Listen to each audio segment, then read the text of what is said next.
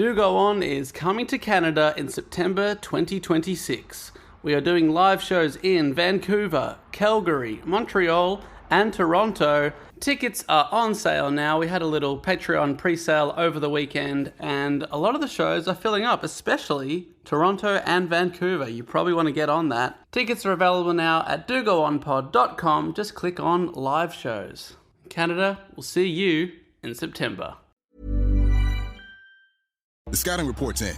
Unlock the savings at Boost Mobile. Get unlimited wireless for $25 a month forever and keep your phone. It's a veteran move. Unlock the savings at boostmobile.com/unlock. $25 forever. Requires customers to remain active on Boost Mobile Unlimited Wireless Plan. For full offer details, visit boostmobile.com.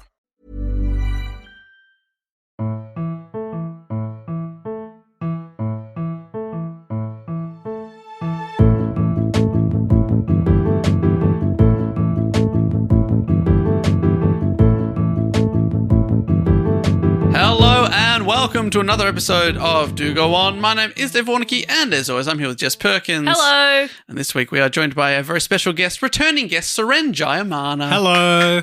Hello, Seren. Very good to be here. Oh, thanks. Bring it in. Don't be afraid to clap yourself. Okay. Thank you so much. That's nice. That's the warmest welcome I've had. Do you reckon? Ever? Like in any setting? Yeah, I mean, I was talking about this show, but now that you are, even pretty. At your stand-up show, welcome to the stage, Seren Jayamana. Yeah. There's silence. I've never clapped myself, and it felt good. Yeah, it feels nice. Yeah, it feels good. Yeah. You don't think you can come out clapping like Steve Jobs or someone in a skivvy? Like, yeah, everyone, yeah, we did it. I never know what to do with my hands walking out onto a stage, so I'm usually clapping. Yeah, true. Yeah, because otherwise, what do? Wave? What am I, the Queen? Get over yourself. I do a bit of waving. Oh, get over yourself, sorry. What are you, the Queen? What are you, the Queen? Nah, thanks for being here, mate. Appreciate it. Thanks for making time in your very busy schedule, because right now you and the dearly beloved and dearly departed Matt Stewart, who was a little bit sick. The late Matt Stewart. He's a little bit sick, possibly because he's been going hard at the Melbourne International Comedy Festival with you, Seren. You're doing a split show. Yes, it's Seren Jayamana and Matt Stewart featuring Matt Stewart, and Seren Jayamana present Matt Stewart and Seren Jayamana, I think is what it's called. It's at Cooper's Inn. It's been fun. The first night was great. Yeah. One of the best shows. I waved on the walk into the crowd. Yeah, people will be expecting you to wave now every night. Yeah, well, but I'm changing. Maybe I'll do a clap. Okay. Yeah. Maybe I'll wear a turtleneck. Who knows? You'll have to come see. We could reverse the situation where you clap, they wave. Yes. You walk out to silence, but lots of happy waves. Yeah. That could be fun, actually. So you feel like, oh, this is going to be fun. This is going to be a lot of, at the end you tell yourself, they smiled a lot. Yeah. I didn't hear them laugh. Yeah. Not everyone's a loud laugher. But they looked like they were having fun. Yeah, not everyone's a loud waver. No. You couldn't hear them. That's great. Oh, that's fantastic. And you're going until the end of the festival now. That's right. I think it's the 20th. It's maybe the last day. 20th of April. This is the 2026 festival. Listen, anyone listening in the future. Yeah. We're like, oh, what? I just missed him. I missed it. Yeah. But you'll be back. We'll be back. But, let's be in the present moment and say 2026. Okay, let's live for that. It's a great show. Yeah. I shouldn't try and future-proof all the plugs. Yeah. If you're still alive, if I'm still alive, I'll probably be doing comedy. Matt's gone, actually. Matt's genuinely gone. He's an old guy. He had a good run. So great to have you back, Seren. Now, Jess, would you like to explain to Seren, but more importantly, new listeners, what the show is about? Well, what this show is about is a different topic every week. We take it in turns researching them. They're usually suggested to us by our listeners, and then we bring all that information back to the other two, tell them all about it, and they listen politely. They don't interrupt with dog shit riffs, they don't get distracted, and they don't zone out, ever. So we usually get onto the topic with a question. Dave, do you have a question for us? I do have a question. It's actually worked out quite well that Matt's called in sick this morning, because the question is about him. So he would have got it almost certainly straight away if he's remembering his own life. So now it's opened up to both of you if you've listened to his old man stories over the years. So this is exciting because this will really kind of – it's like Seren and I are going for the position of Matt's best friend. Absolutely.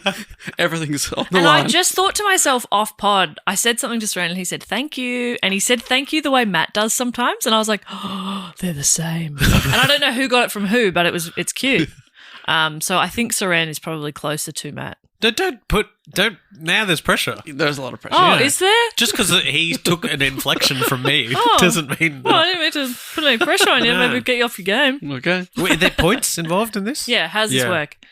Well, at the end of the year, we have a listener who Bob. goes under the alias of Bob, who tallies up who got the most questions at the start of the show right.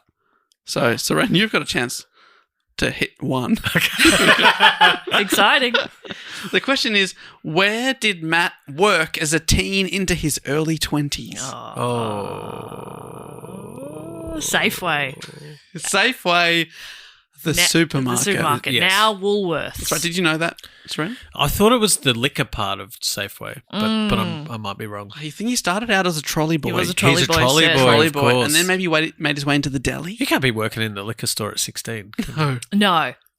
Not in this bloody nanny state. We've had a few. I'd love a 16-year-old's suggestions. What would pair nicely with fish? And then just take me to the goon bag section. yeah. I don't know, this. Have you thought about having 10 Woodstocks and passing out? May I recommend a 2026 vodka Smirnoff? Double blacks? Maybe you've heard of it? I have, and I haven't drank them since I was 18 because I drank too many and I thought to throw up. Speaking of throw, we've had a few stories from the supermarket over the years when Matt was a trolley boy, then he started working there. Like the time that he drank an entire 2-litre chocolate Big M on a 15-minute break, and then proceeded to vomit it straight back up. His break stack would be like 2 litres of milk and a 6-pack of donuts. Yeah, he ate like Because you're a teenager. Is it 2 litres of vomit? Oh, what a 2 fantastic litres question. Plus little bits of carrot. Okay. It's always carrot. It doesn't matter when It's you always last carrot, ate it. yeah. I don't even like carrot. So the answer is the supermarket. Today we are talking about some supermarket workers. Okay. This is the story of the Dunn's store strike. Do you know this story? Oh. I think I do. Don't tell me you've done this. No. I've put it up for the vote. No. And it didn't quite make it. This is recently. And then, because I've got free choice at the moment, I was having a bit of a look and I was like, should I look more into that story? But I don't know heaps about it. Great, because I actually, glimpse behind the curtain, we're going to record another episode with Jess Letter today. Mm-hmm. And so we both had a report and we don't know what we're going to talk about. So I actually messaged Jess during the week being like, hey, what's your topic? Because I picked this from the hat because someone, I believe it was Ariana, who we're going to talk about as a suggestion in just a second. It was one of the most 10 recent suggestions. And I thought, Jess has probably done the same thing, gone through. I like to start with the most recent ones and then have a scroll look, my way see back. if there's Yeah. anything new. So anyway, that's interesting. And I was thinking, this topic could be done by Jess. And then I was thinking, what if you do it? So anyway, you haven't done it. They're also known as the Grapefruit Ladies or the most dangerous supermarket workers in the world. Whoa. Second most after Matt drank 2 litres of chocolate milk. Yeah, dangerous to be around him. Well, have you heard of this story at all? No, I haven't. Sven? I'm excited. You've never put it up for the vote? No. I don't. I like to. You both like to start with the most recent ones and scroll down. Sometimes, yeah. Yeah, I like to not even be involved at all. Yeah, okay. You don't scroll at all. Interesting. Selection process. Yeah, Interesting. That's But a I nice think- tactic. I'm excited for a supermarket story. I think. Have you ever worked in one? No, I worked at a Myers was the closest. Oh, I've had. okay. So department store. I worked at a department. David Jones. Yeah, there you go. Oh my gosh, enemies right here. Yeah. I would have loved to have worked at a Myer. Rivals. David Jones sucked. What was your department at Myer? Yeah. I was in like the toy section. Me too.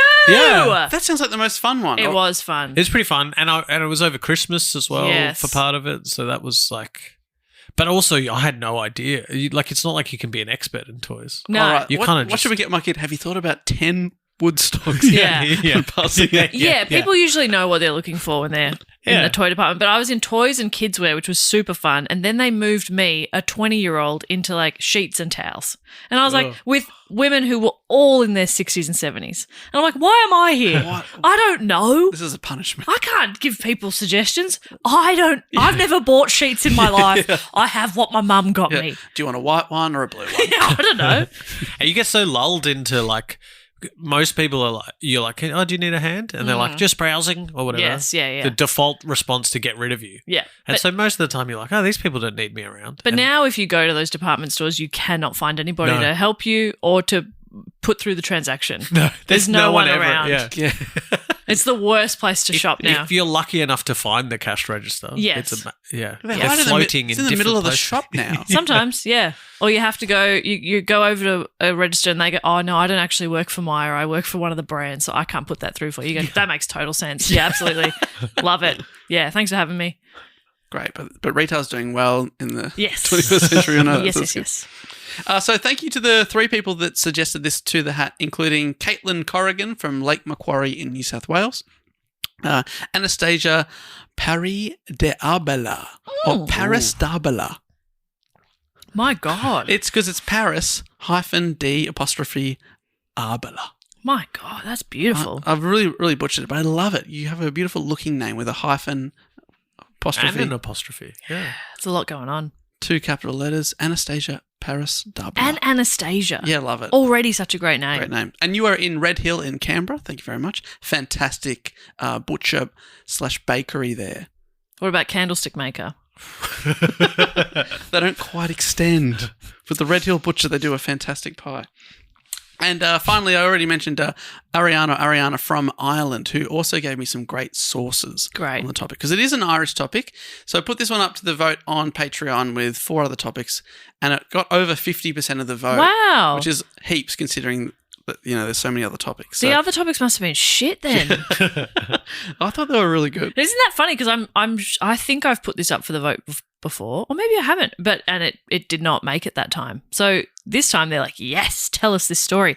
And when I say I'm aware of it, I think I've read a 2-sentence synopsis type thing. I don't know much, but I'm excited to hear more about it because it sounds cool. I've got a 3-sentence synopsis, so you will learn something new. Oh, perfect. Surely. Your sentences are so long. They are really long. Our story starts with one of the most repressive and awful parts of the 20th century. I'm sorry to say, it's a bit of a down start here with apartheid in South Africa, which is a long and complicated part of South Africa's history. It really deserves its own report because it goes for decades, but I will give a brief-ish background here. I was going to try and do a 1-paragraph, but then there were a few more things I had to explain. You're not capable of that. No. And I'm going to just have a look at the time, and I'm going to guess 25 minutes. No, hopefully not. It does feel like a thread that you pull. Yeah. Well, then also this and also, okay, got to mention that well, really bad if I've bit. mentioned that, well, then this is also very relevant, I know. Yep. So I'm saying 25. It'll be longer, but I'm being generous. Okay. So apartheid, which translates from Afrikaans as separateness or literally aparthood or apartness, was a system of institutionalized racial segregation that existed in South Africa and Southwest Africa, which is now Namibia, from 1948 to the early 1990s. So it's many decades. Britannica writes, although racial segregation had long been in practice there, the apartheid name was first used about 1948 to describe the racial segregation policies embraced by the white minority government instigated by the National Party. The Population Registration Act of 1950 classified South Africans as native, which is all black Africans, also called Bantu, coloured, who are those of mixed race, or white, and then Asian, which is Indian and Pakistani category, was later added. So everyone was just divided into one of these 4 categories. Right. And then basically that affected how you could live your life. Apartheid dictated where South Africans on the basis of their classification could live and work, the type of education they could receive, whether they could vote, who they could associate with, and which segregated public facilities they could use. Thousands of non-white people were removed from areas classified for white occupation, as 80% of South Africa's land was set aside for the white minority. And it was a real minority. At the start of segregation, white people only made up 20% of the entire population of South Africa. But they've got 80% of the 80% space. of all the land. That just, come on. It just doesn't make sense It just, mathematically. I'm not a numbers girl. Yeah. Okay? I'm not sure what I am, but not numbers. And that doesn't make sense to me. No. To me, an idiot. That's insane. 20% of the population gets 80% of the 80% of land. everything. Yeah, it's like, sorry, you've got it the wrong way around here. So Yeah. 20% of the population would probably get 20% of the land. That Yeah. makes sense. 80% of the population, 80% of the land. Actually, the numbers, they work out perfectly. Yes. There's 20% of people and there's 20% of land. Yeah. You've just swapped it around. Yeah, and that's okay. We all make whoopsies. Yeah, we all make But whoopsies. Just those Just around. That's so close. Yeah. You just have 80% of the people have 80%. Yeah. You just ticked the wrong box on a form, and then you've backed yourself into a corner and gone, Oh, shit. okay, Oh, all right, shit. No, I meant to do that. So black and other non-white designated people were stripped of their South African citizenship, and it was an awful time. Awful time. Right. There was always some opposition to apartheid within South Africa. I've got to say that. Again, from Britannica, black African groups, with the support of some white people, held demonstrations and strikes, and there were many instances of violent protest and of sabotage. Do you think that the opposition to it was about 80%? Or Yeah, I would say so. yeah. Yeah. Do you reckon They're like, okay, this is not quite working out yet. people being oppressed and Yeah, but the moved secret, on and take their citizenship taken away from secret them? was not letting them vote. Oh, Yeah, yeah. Because 100% of the voters. That's right. That's true. That's right. And there were many instances of violent protests and sabotage, including the Sharpeville massacre, where police opened fire on a crowd of people who had assembled outside the police station in the township of Sharpeville, or the 1976 black African student-led the Soweto uprising, where thousands of people were injured and hundreds died. So there's always this undercurrent of people pushing against it, but, they didn't have the military or the police complex on their side, so it was very difficult. Around the world, apartheid was condemned to varying degrees. Really ahead of the curve, Jamaica pretty much straight away banned goods from apartheid South Africa in 1959. And then South Africa was forced to withdraw from the Commonwealth in 1961. The United Nations formally condemned South Africa apartheid as a crime against humanity, passing numerous resolutions, notably Resolution 1761, a non-binding resolution condemning South African apartheid policies. Right. So on paper, they're like, yeah, we disagree with that. That's no good. But, it's non-binding. We won't hold you to it. Yeah. But Just so you know, not happy with that. yeah, saying I don't agree with you on that. Now I hope we can still be friends. Yes, anyway. Yeah. I mean, you're entitled to your opinion. Yeah. Should we do some trade? They were also boycotted by a number of sporting organisations, starting in 1956 when the International Table Tennis Federation severed its ties with the all-white South African Table Tennis Union. Yes, Love leading that. the way. I love that. Table tennis. Table tennis was really leading the way. Yes. That's great. Is table tennis and ping pong the same thing? Or are they different? I think it's the same Have thing. I opened a can of worms? No, I don't think it's like billiards and snooker where it is on the same table and it's a slightly different game. Right. Different, Ping pong, table tennis, same thing. I've always thought they're the same thing. Okay. Oh, unless there is a game where you hit it and the ball bounces on your side first. You know that? And then you've got to hit it, it bounces on your side and then bounce on their side. Oh, and maybe that's a difference. Isn't that just serving? Isn't that how you serve? It has to hit your side first. Oh, yeah. Do you always do that? I think the first serve, but then if every... I've asked a question I shouldn't have, and that's on me. Let's not get too stuck in it. And if you are listening at home and you have strong opinions on the difference between table tennis and ping pong, may I recommend touching some grass? All right, Marty Supreme. Yeah. That's great and good, and it's important to have passions and hobbies. But you can let things go too. If you listen to Dave explain 3 paragraphs about the history of apartheid South Africa, and then you're hung up on the difference between ping pong and table tennis. They're like, well, ping Touch pong, the the grass. Federation was ahead of the curve. Credit where credit's due. I've just Googled, are they the same thing? Yes, ping pong and table tennis are fundamentally the same sport. They're often distinguished by the level of play and equipment. Table tennis is the official competitive Olympic sport. Okay, but when you're playing in your Uncle Russell's garage, it's probably ping pong. Yeah, casual, recreational. And can I say, my Uncle Russ absolutely smoked me at ping pong. Did not take it easy. really never went easy. And he's in this book. Yeah. It's that same Russ. Oh, Jess pointed to a book. A book, the Encyclopedia of AFL Footballers. It's got every player in it. So he is a professional athlete and he smoked you at table tennis. Yeah. That's so good. Absolutely smoked me. It sounds like you were playing ping pong, he was playing table tennis. Yes, absolutely. Absolutely. Because one of the big differences is the ping pong is often played with sandpaper paddles rather than rubber paddles, it says. Okay. Oh. But back to apartheid. Back to I never thought I'd say this, but let's get on with it. Never thought I'd say this, but talk about apartheid more.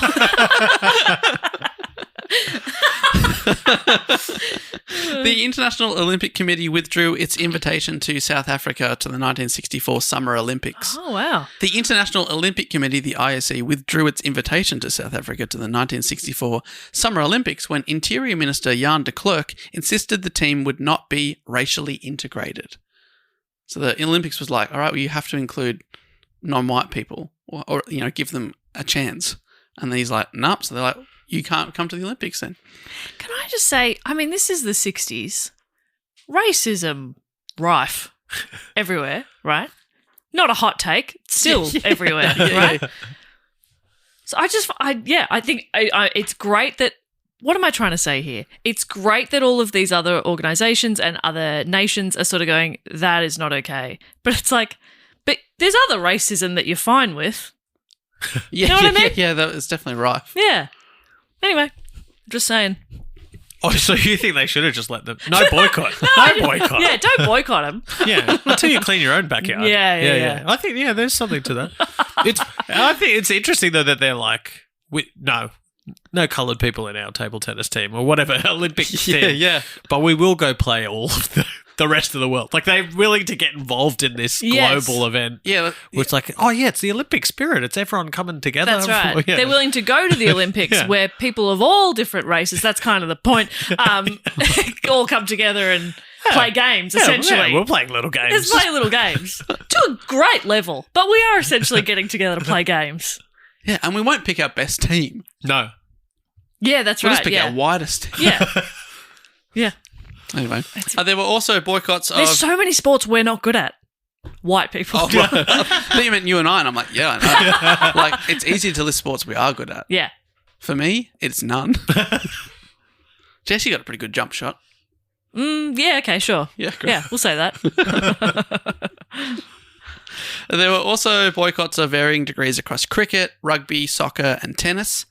But notably, into the 1980s, countries like the USA and the United Kingdom, where Margaret Thatcher was Prime Minister, were reluctant to place any sanctions. In fact, in the late 60s and early 70s, US President Richard Nixon had a policy of strengthening contacts with the white minority government. So they weren't putting any pressure politically on It feels like apartheid. they're sort of hanging out to be like, maybe, well, let's just see if this works. Yeah. See how this plays out. Yeah. Oh, it's not Maybe bad. 20% of the people can have 80% of the stuff here. Yeah, oh, okay. Especially if I'm in the 20% of people. I'd be okay with that. Now, how was that, 25 minutes? Not quite. Pretty good. Pretty good. I knew it wasn't going to go that long because I knew there weren't going to be that many hot riffs. True. You're like, no one's taking this one for a walk. Yeah. I thought you both did very well to get a couple in there. Thank you. But I just was like, I'm going to probably get through this text. Yeah. I'm gonna get a bit of exposition down here. Now over to Ireland, which in the 1980s wasn't doing well economically. Mm-hmm. Unemployment was rife and inflation was getting out of control. And our story takes place in and around a Dunnes, an Irish multinational retail chain that primarily sells food, clothes and household wares, founded in 1944 by Ben Dunn Sr. in Cork. I don't remember... The people's capital. Cork. Oh, Cork. There you go. I think you meant Duns. Duns. Have you visited a Duns, either of you? I don't think I have actually. No. I don't remember seeing it when I've been in Ireland, but apparently they're all over the place. I've never been to Ireland. To me, are we talking it's like equivalent of a Primark or something? More food-based. Okay. Particularly in this era, there's a lot of groceries going on there. Is it double N? Dunnes. Oh, yes.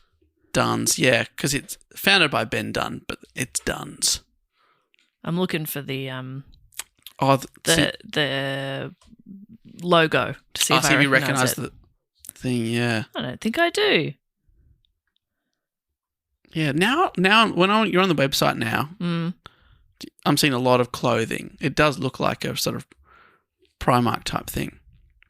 But back in this era, definitely they're selling groceries as well. Mm-hmm. Because by 1981, so it was founded in the 40s. They had one shop and it sort of just got bigger and bigger. By 1981, Dunn's stores had 66 locations, producing estimated sales revenues of some 200 million Irish pounds per year, or punts, and holding an 8% share of the Irish grocery market. But by the mid-80s, it was 21%. So it was one of the big players in groceries.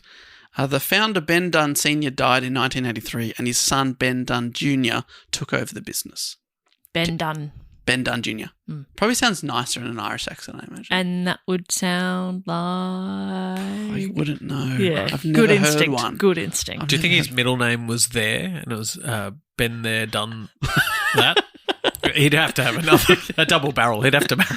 He'd have to marry. You have to marry. He'd have to marry. He'd have to marry. For that little, yeah. Yeah. You marry a Christine that. It's a fun little gag. Christine that! Christine that, yeah. Well, I'm going to hyphenate, I'm taking your name. It's going to be very funny. Been there, done that. And So- he'd have to introduce himself full name. So the majority of the stores were in the Republic of Ireland. In fact, in 1984, Dunn's had 48 shops in Ireland, including its original store in Dublin on Henry Street, just 500 metres from where we did our show at the Laughter Lounge in 2023. I looked Wow. because I looked it up on the map and went, that looks very close to the river. Yes. Ah, we were very, very close to it. We could have gone to the Duns. I reckon maybe I have wandered into a Duns. Because, I just looked at their store locations and there are so many just in Dublin alone. Yeah, lots. So this is in the 1980s. Conditions for workers there were very poor. The majority of whom were young women.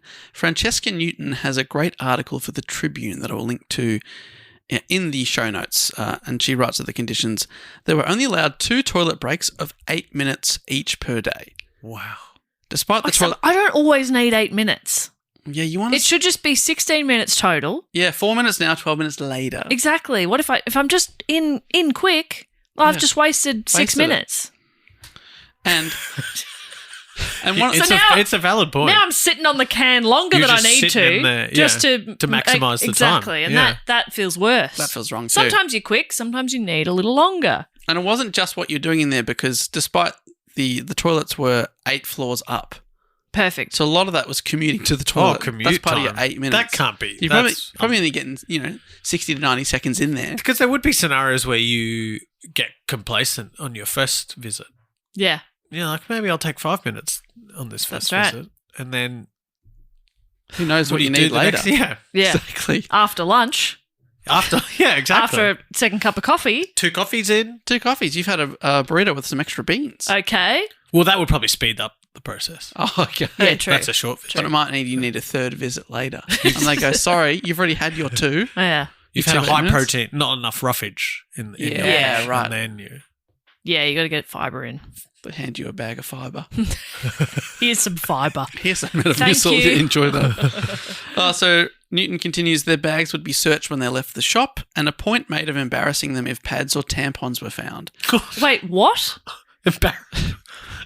Not pads or tampons they'd stolen. No, not stolen. Just that they have. The male security guards searching their bags would sort of just tease them or whatever. That's on the man. If a man's so terrified to see pads and tampons, Ew, yuck, oh my God. yeah, It's in a packaging. that says so much unopened. more about him than the woman. Oh, Do you absolutely. know what I mean? That's so immature and So immature, dumb. but also it's just not a nice thing for these Oh, no. young ladies. There were allegations also of sexual harassment. Newton finishes there. Yeah, were you expecting hot riffs during this bit too? Yeah, don't worry. We've got a riff section coming up. 3 or 4 sentences, and then we're back to the grim realities of the 80s. That's everywhere. so funny. Yeah. Oh, you got tampons in your bag. Oh, yuck. It's like, yeah. If that happened to Were me you some now, kind of woman? Yeah. I'd be like, oh, honey, you've never seen a woman, have you? That's okay. That's all right if this is all scary and new to you. Or are they teasing them if they have tampons and pads? Because they're like, you can't make it. You're obviously Yeah, indecisive. Choose. make a choice and commit. You only need one. There's absolutely no context in which sometimes you'd like a different option. You dumb woman. You're wasting resources. Oh, you bleeding. Gross. Oh, hey, everyone, this woman's bleeding. Or might be bleeding at some time. She's prepared. Oh, she's prepared if somebody else is bleeding.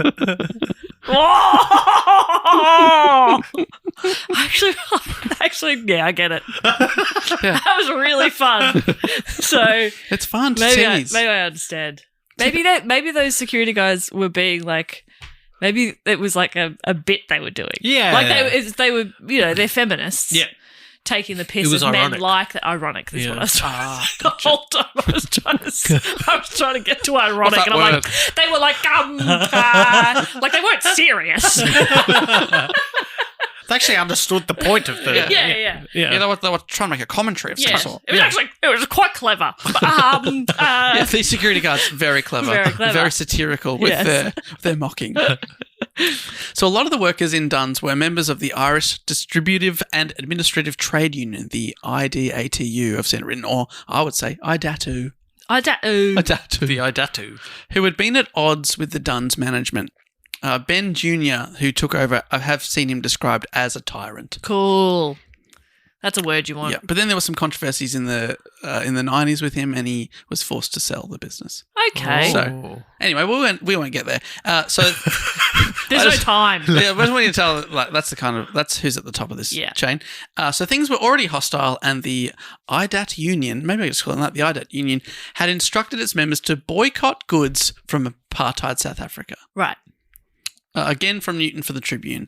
In the hostile context, the union directive was seen by both workers and managers as an opportunity for confrontation. The situation in South Africa was actually by the by. Right. So it's just a way that you could kick back against the company is refuse to handle goods from apartheid South Africa and see what they do. One day, July 19, 1984, 21-year-old Mary Manning came into work and sat at her cash register at the Duns on Henry Street. I got a chair. I may have added that. No. She stood at her cash register. I was trying to paint a picture, but then obviously I've gone too far. I was like, she's lazy. What is this, Aldi? She put her feet up on an ottoman. I know it's a well-trodden path to comment on, but I do find Aldi intimidating with the person sitting at the chair, throwing the things really quick, and you have to pack your own You've bag. got to pack. Yeah. I find it Well, you get a chair stressful. and I have to pack my own. What the hell? Yeah. I just find it stressful because they're so quick. Yes. And there's always people behind you. And that's the worst part is they will just start the next person. Yeah. They don't even wait for you to be finished Yeah. back. But now I don't know whose goods are which. What's going on Yeah, here? they don't What do am I that. taking their goods now? They don't do that social nicety of like just giving a beat for you. Like same when you like order a coffee, maybe you're putting your wallet back in your card or something and you move on and they just sort of stand for a sec. They don't do that at Aldi. No, They're like, next! They like throw a Toblerone at you and you're like, oh, Get out. Is this mine? So anyways, Mary Manning, she's at her cash register. Yes. Standing or sitting, I'm not sure. We're not sure. Crouching. But she's working. She's hovering. She's hovering. Yeah, she's definitely not floating. She's levitating at her cash register. She looked around to see that managers from other stores had been shipped in to supervise, whilst every person working at a till was a union member. Almost like they were being goaded into refusing the apartheid goods, like the managers were hoping it would all kick off and that they could suspend people who refused to do their work. Right. A woman approached Mary Manning's cash register with her purchases, and Mary apologised to the woman and told her that she couldn't handle the 2 grapefruits in her basket because she was following an instruction from her trade union to boycott goods from apartheid South Africa. So that's where the grapefruits were from. The customer didn't think much of this and apparently just put the 2 grapefruits aside. Not greatly offended. It was a bit like, oh, She no was worries. more offended that Mary Manning was sitting. Yes. Yeah. Stand up when you're talking to me. So they're like, whatever. But management swiftly called Mary Manning into the manager's office where she was offered a chance to change her behaviour. But she flat out refused. She was immediately suspended and sent out of the shop, where she was joined by 9 of her colleagues who walked out in solidarity.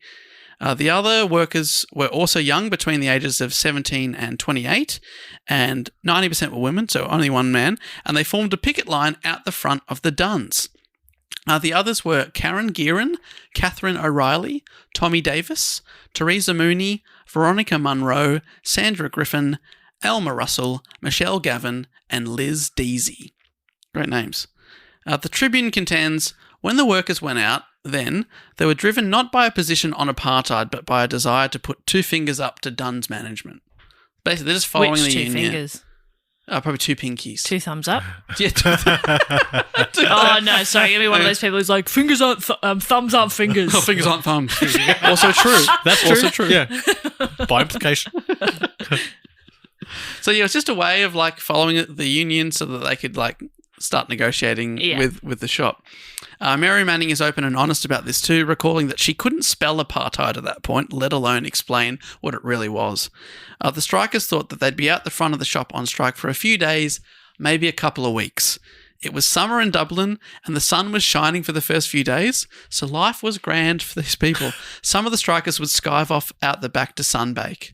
They'd leave the In picket line. Dublin? Yeah. Apparently it was unusually sunny and they were all a bit like, this is all right. Who cares? We'll just do this for a few days and then we'll hopefully get a few more riots going on here. Things began to change for the young strikers when less than a week into protesting, a man joined them. He was a black man, and incredibly for most of the strikers protesting apartheid, he was the first black person that they'd ever actually met. Wow.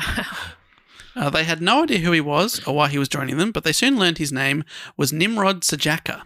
Shut the fuck up. What are you talking I've never met about? him Nimrod before. Nimrod Sejake. Sejake. Nimrod Sejake. Or Sejake. He had heard about their protest and decided to join them because before claiming asylum in Ireland, Sejake had been a teacher, a trade unionist, and an activist for the African National Congress, the ANC, in South Africa. He was forced to leave South Africa in 1962 after being tried for treason alongside Nelson Mandela, with whom he had shared a cell. Wow. Whoa. What? Yeah. This guy, he just heard about the protest and was like, I actually know a thing or two about what you're standing up for. here." Wow. Do you think he didn't like capture the world's imagination so much as Nelson Mandela because his name was Nimrod Sejake? I would argue why that have we that's not one heard of the- this guy? That's a better name. That's one of the best names I've ever heard. It's hard to take him seriously though. Nimrod Sejake. Nimrod. I love it. I'm enamored by it. It's What? unbelievable. So at this point in 1984, Nelson Mandela, back in South Africa, had already been imprisoned for 22 years. Wow. Nimrod Sejake was forced to leave his wife and 3 children behind in South Africa, and he didn't see any of them for decades. Because it's not like he can go back for a visit. He's sort of been kicked out, Yeah. been exiled. Exiled. According to South African History Online, in the late 70s, Sejake was offered asylum in 3 European countries, and he chose Ireland, remembering that his sister worked for an Irish family as a domestic servant. They treated her well, and he was impressed when they told her Ireland was a country oppressed by the British Empire. He was like, all right, I guess these people, out of these 3 options, these people know something about being oppressed. So that's why he chose Ireland. Wow. He lived in the Red Cross hostel in Dublin, and when he heard about the Dunstores workers protesting apartheid, he walked many miles every day to join them. They were a bit unsure of him at first. They had no idea who he was, and they were a bit like, why are you joining us? But he opened up and told them about what had happened to him and what was going on in South Africa, and that's when things changed for the strikers. Karen Gearan later said, when you have a real-life experience shared with you, it makes a difference. In a very Irish allegory, he told them that apartheid South Africa was like a pint of Guinness, with the white sitting firmly on top of the black. Oh, what an allegory. Very well explained. You're like a tiny bit of white that's on top of all the black underneath. Again from the Tribune, quickly what had begun as a screw you to spiteful bosses became something much bigger. Manning and her colleagues were decided they weren't going back until they never had to handle apartheid produce again. So it's sort of like changed their resolve and what they were out there for. It was sort of for their own rights, and then they were like, once they heard what is actually going on firsthand, they were like, no, all right, we're actually going to protest apartheid properly And here. just the fact that Nimrod, Sejake, insane name. It's so good. Yeah, that he was there and had that experience and shared a cell with Nelson It was Mandela. unbelievable. What? Like the it could be chances of- it could be such a different story if he had chosen one of the other places he was offered asylum to. Yeah, that's right. It was like So what were the other places again? I just read 3 places in Europe. Yeah, right. Okay. Okay. Because he spent a bit of time, because he was also very left-wing, sort of had communist views as well, and for a while he was in the Soviet Union, but then he lived in extreme poverty, wasn't working very much, and then eventually after years of struggle was offered asylum. And yeah, I don't know where the other places were, but you're absolutely right, Jess. If he's such an integral part of this story that really changes everything. He could have ended up in like Spain or something, and then he would have been like, it's like a cerveza, but if the liquid was black. Hang on. Jeez, okay. Do you think the first time he saw a pint of Guinness, he's like, Got it. Yes. Yeah. Yes. That's it. Locked and loaded. If anyone asks me what it's like, They'll get it. Then they'll understand. a very Irish explanation. Yeah. The strikers' union organiser Brendan Archbold, who was a member of the Irish anti-apartheid movement. So I've also got to point out that there were other people protesting apartheid in South Africa within Ireland. There's small movements going, but they're pretty grassroots and they don't have that much political capital influence. So he told the strikers, this is Brendan, that the union would pay them strike pay of 21 punts per week, which was F all, as their usual pay was about 100 Irish pounds per week. Right, okay. So the union's like, we'll bankroll you, support you to be on strike, but we can't pay you a proper wage. Yeah. We can give you something. something to get by, but, You're not paying your rent. And these are supermarket workers. They're not millionaires to begin with. So imagine having an 80% pay cut. My local IGA is staffed by millionaires. That's lovely. IGA, that makes sense. Yeah. It's so expensive. How do you think they pay the millionaires? It's like, why is this so much? G'day, Gina Reinhardt's on the till. G'day. Oh, no worries. Put that through for you. But they're like, all right, 21 punts per week. They thought it was only going to last a couple of weeks, so they agreed. All right, well, we'll get back to work soon. Yeah. The group got support from the anti-apartheid movement and were visited on the picket line by other people, including Labour Youth, Sinn Féin, Action from Ireland, and the Dockers Union, which in 1984 led a parade down Henry Street. That's in August to support them. Mm-hmm. Unions supporting unions. Newton writes for the Tribune, the response from the broader public, however, was often critical and tinged with the belief that a group of young working-class people, the majority women and 2 single mothers, had no place meddling in the complexities of international politics, particularly when they were already lucky to have good-paying jobs in recession-hit Ireland. People also accused them of being stooges, being put up to the protest by a union or a group with ulterior motives. But the young strikers had never been involved in any politics at all. They were just members of their union, and they vowed not to join or affiliate themselves with any political groups until the strike was over. They wanted to be as independent as possible. Karen Gearin, one of the strikers, later said, the media did want to portray us as this militant, left-wing bunch of young people controlled by others. But I think as time went on, they got to know us as they realised that we were ordinary young people not involved in anything, that we would just happen to be doing something quite extraordinary. Wow. Little sizzle there. On a local level, things were rough for them too, as some who had initially joined the strike on day one went back to work after a couple of days, and they and other workers at Dunn's were openly hostile, hurling abuse at the picket line. Oh, so they turned. Yeah, they turned. Yeah. There's a great documentary I also linked to that's on YouTube called Bloodfruit, and they interview a lot of the people many years later. And one of the ladies is like, the people who went against the picket line, oh gosh, I don't know what else to call them other than scabs. that's good. But hang on, I just have a question for Seren. Grapefruit, how do we feel that? Seren and I were having a conversation while you went to the toilet before, but didn't go to the toilet. Anyway, while you were out of the room, we were having a conversation with Seren posed that the best fruits require a bit of work. Oh, interesting. There's always effort, or it's like something has to be earned. I think. You think you have mango? Mango was the example I had. Yeah. Yes. It's like sloppy and messy, but it's worth it. It's worth it. What else were you thinking of? Pineapple. Oh, you really got to work for a pineapple. Yeah, but it's so worth fresh it. Pineapple's beautiful. I was saying even when it's not that good, it's still really good. Yeah. You know, but then when you get really good pineapple, you're like, this is blowing my freaking mind. Grapefruit, I don't think is actually all that hard to access, really, is it? No, but it probably is the hardest of the citrus. Yeah. Yep. I'd think. Yep. Yeah.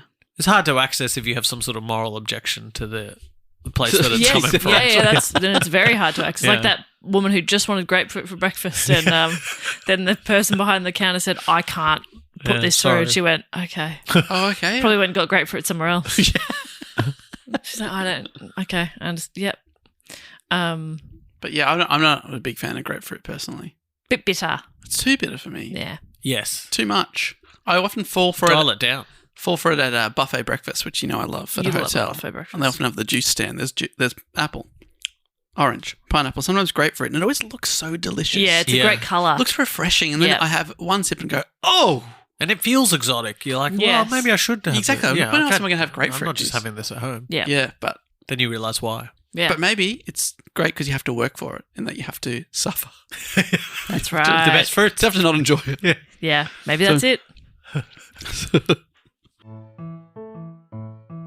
This podcast is brought to you by Squarespace. Squarespace is, of course, the all-in-one website platform designed to help you stand out and succeed online.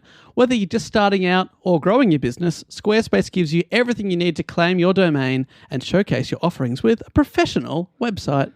Dave, can I take it from here? Please, over to you. Well, with Squarespace's...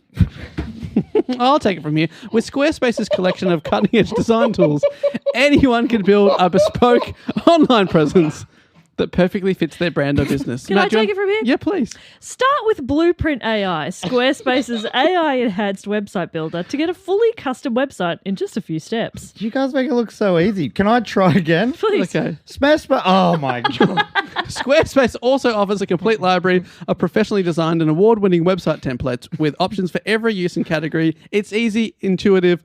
Even Matt would find it easy. Wait, no please. experience required. I've got it. Squarespace makes it easy to showcase your expertise and engage clients with video content on your website.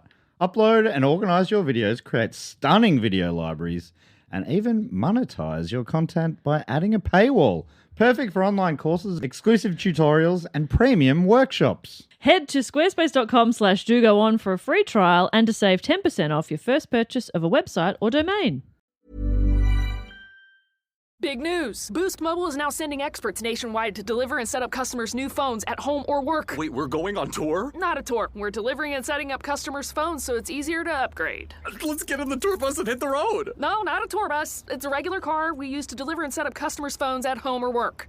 Are you a groupie on this tour? We deliver and set up phones. It's not a tour. Oh, you're definitely a groupie. Introducing Store to Door. Switch and get a new device with expert setup and delivery wherever you're at. Delivery available for select devices purchased at boostmobile.com. So people are hurling abuse at them, and in the doco, one of the ladies also says, I think it's Mary Manning who started the whole thing. She's like, people who were at my 21st 2 weeks earlier were now hurling abuse at me. Like, people I know and work with were telling us to give up and that we were, making life harder for them in the shop. Wow. So, it was, not nice. Yeah. Bishop Eamon Casey, who was an influential person in the Catholic Church, expressed private disapproval of the strike. Just private disapproval. Just sort of spreading it around a bit to other people in the clergy. Non-binding. Non-binding. Just sort of quietly being like, we don't support this. He was later accused of many sex crimes and all sorts of dodgy financial practices. Stuff which he privately approved of. Yeah, privately. Some priests even encouraged their congregations to cross the picket line from the pulpit on the basis that the strike was doing harm to black South African workers because they were the ones picking the fruit and they'd now be out of work. Another argument against it was that the Dunns were a good Catholic family and they copped it from shoppers, this is the strikers, who also abused them. So people were just giving it to them. Wow. But the strikers were steadfast when presented with the case that the South African workers would be negatively affected because Nimrod was there to tell them of the slavery-like conditions workers were subjected to. He really gave them the grounding and belief to continue on in the face of adversity. So when people said it's actually worse for the non-white people there because this is their job, and it's like, no, they're basically enslaved over there. The whole education system, which is the reason that Nimrod kicked out because he was a teacher. They had this what they called Bantu education, where non-white people were given specific education that focused on teaching them how to pick fruit or to work on a farm because they don't need to know other things because those are the jobs that they're qualified to do as their race is qualified to do. And when he sort of stood up against that and said, no, we should be teaching them actual life skills. Yeah, how to read and write and maths and everything normal that we would associate with education. Yeah. That's one of the reasons that he was kicked out. So he's there being like, no, it's not just a nice job for them. Yeah. They're enslaved, basically. They're not getting paid, really. Yeah. They're not getting paid, and they have no opportunity to do anything else. Yeah. So let's teach them maths so they can understand that 80% is different to 20%. Yeah, exactly. They also received backlash from the police. The Dunn store had started secretly receiving new stock via rubbish trucks that visited at night. Oh my God. Covert delivery. Yeah, covert delivery. So the strikers couldn't disrupt the drop-offs. And at the time, the picket line only operated during the day. So when the group got wind of the rubbish trucks being used, they increased to overnight operations as well. The Irish police were called in to get the strikers out of the way of the trucks, and Manning recalls in her book, the police, 3 of them to each striker, charged at the picket, separated them, forced some up against the wall of the building, and left them, quote, battered and bruised. Whoa. So, violence was used against them. And the only man in the core group, Tommy Davis, was also arrested, beaten, and charged with disturbing the peace. He's the one disturbing the peace. He's been beaten. He's been beaten up by 3 to 1. This is just they take a step back and think about the consumer here, that lady who is unable to get her grapefruit for breakfast. The only solution for her is to have the grapefruit delivered in a garbage truck. Yeah. Who wants this? Yeah. So she has to eat this stinky grapefruit. Yeah. And it's like one of the big supermarket chains. So, if it's your local, you're walking in there like, sorry. Oh my God, it's embarrassing. Sorry, to I be here. just need some Wheat Bix. Sorry. It smells really bad. Yeah. It smells like a rubbish truck in this shop. Because they're not cleaning the rubbish truck out before they store it. Yeah, how bizarre. It would have to be so cleaned. Maybe it was just the food was being dropped off by rubbish, but in the cabin. So there's 4 or 5 bags at a time. There's like a guy up the front with just a bag full of all grapefruits. around. He's poking at her above it. It's not a great way to... Honestly, they could have just got a ute or something. Like when you move house and you're like, no, I can fit a fair bit in my car. It'll be right. Or you do a trip to IKEA and go, it'll fit. A dining table, I can get That'll fit. That'll get in the hatchback. I'll put the seats down. I'll pull the legs off. Yeah. So the months passed, the weather got worse, the abuse continued. In Dublin. Those 3 good days, that's it. Yeah. Done.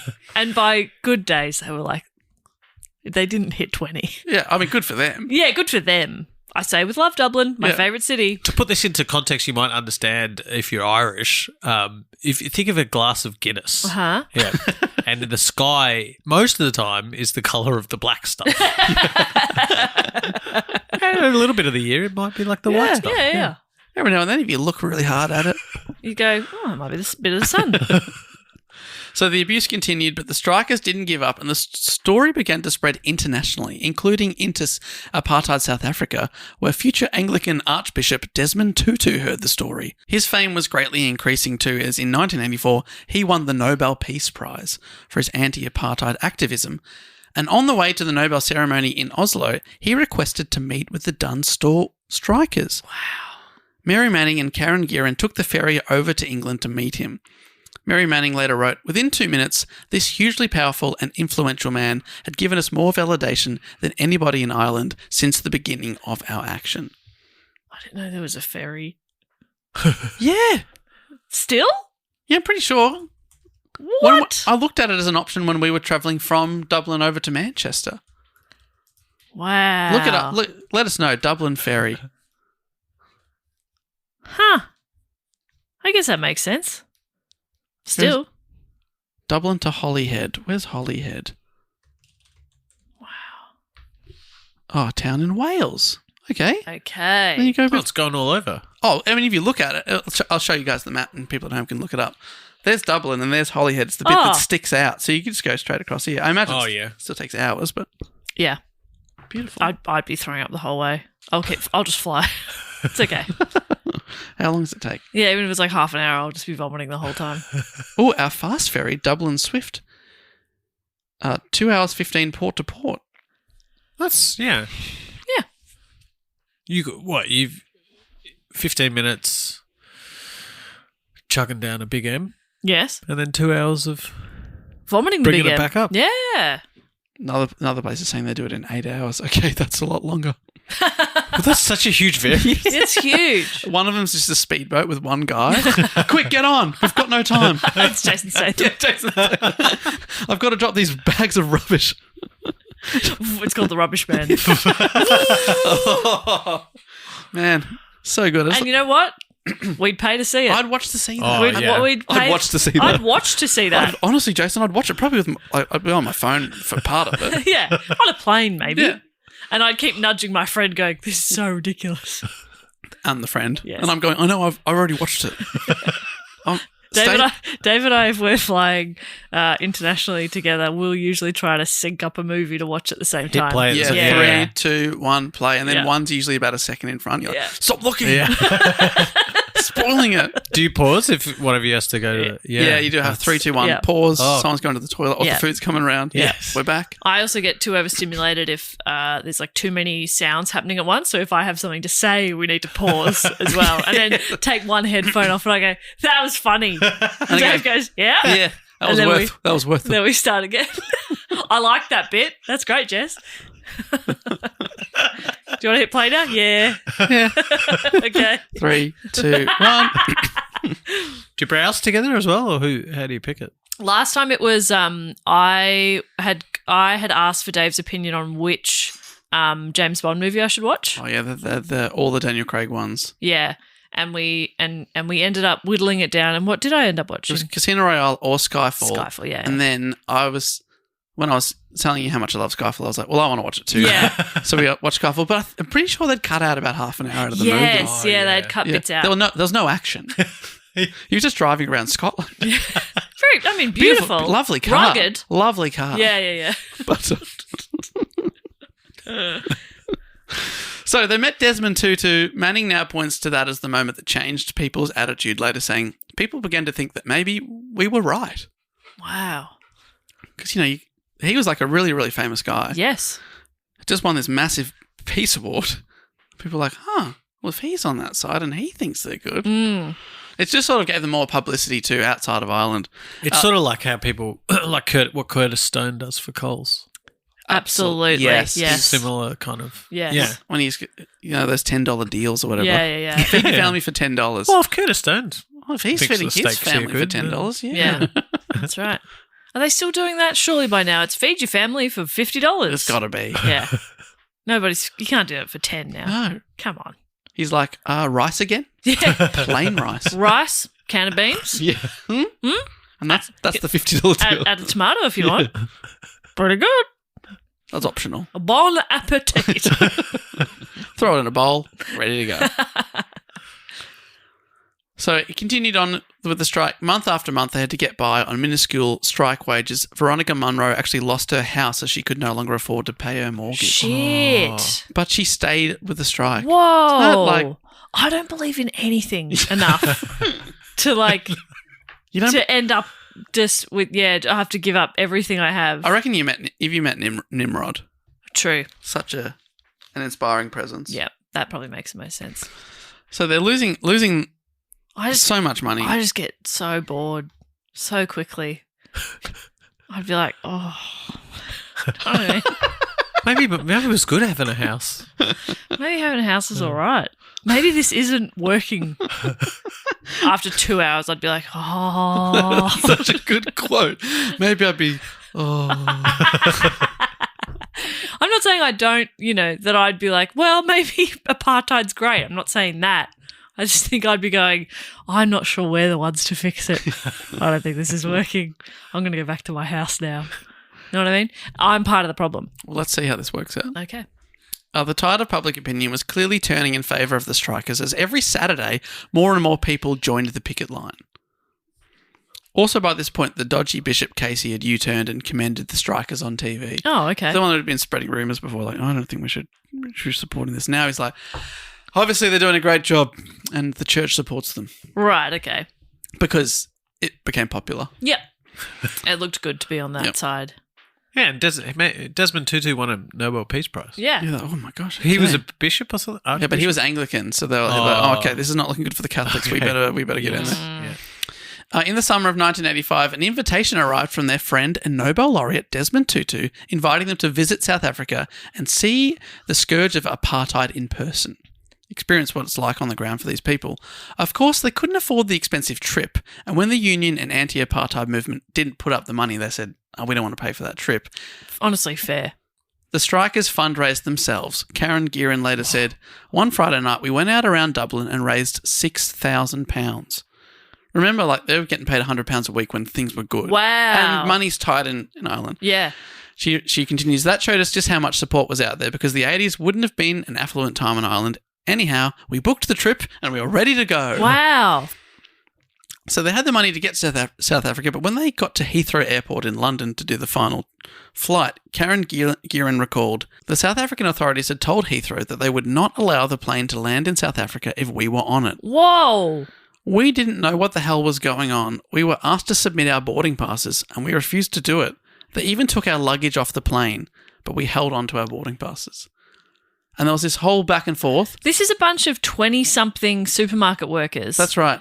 And South Africa's saying, well, good luck landing that plane if they're on it. We won't let them in. Give us your boarding pass. Wow. And they're Don't even think about trying to smuggle them in a garbage truck. Because we've already thought of that. In a garbage plane. That's ingenious.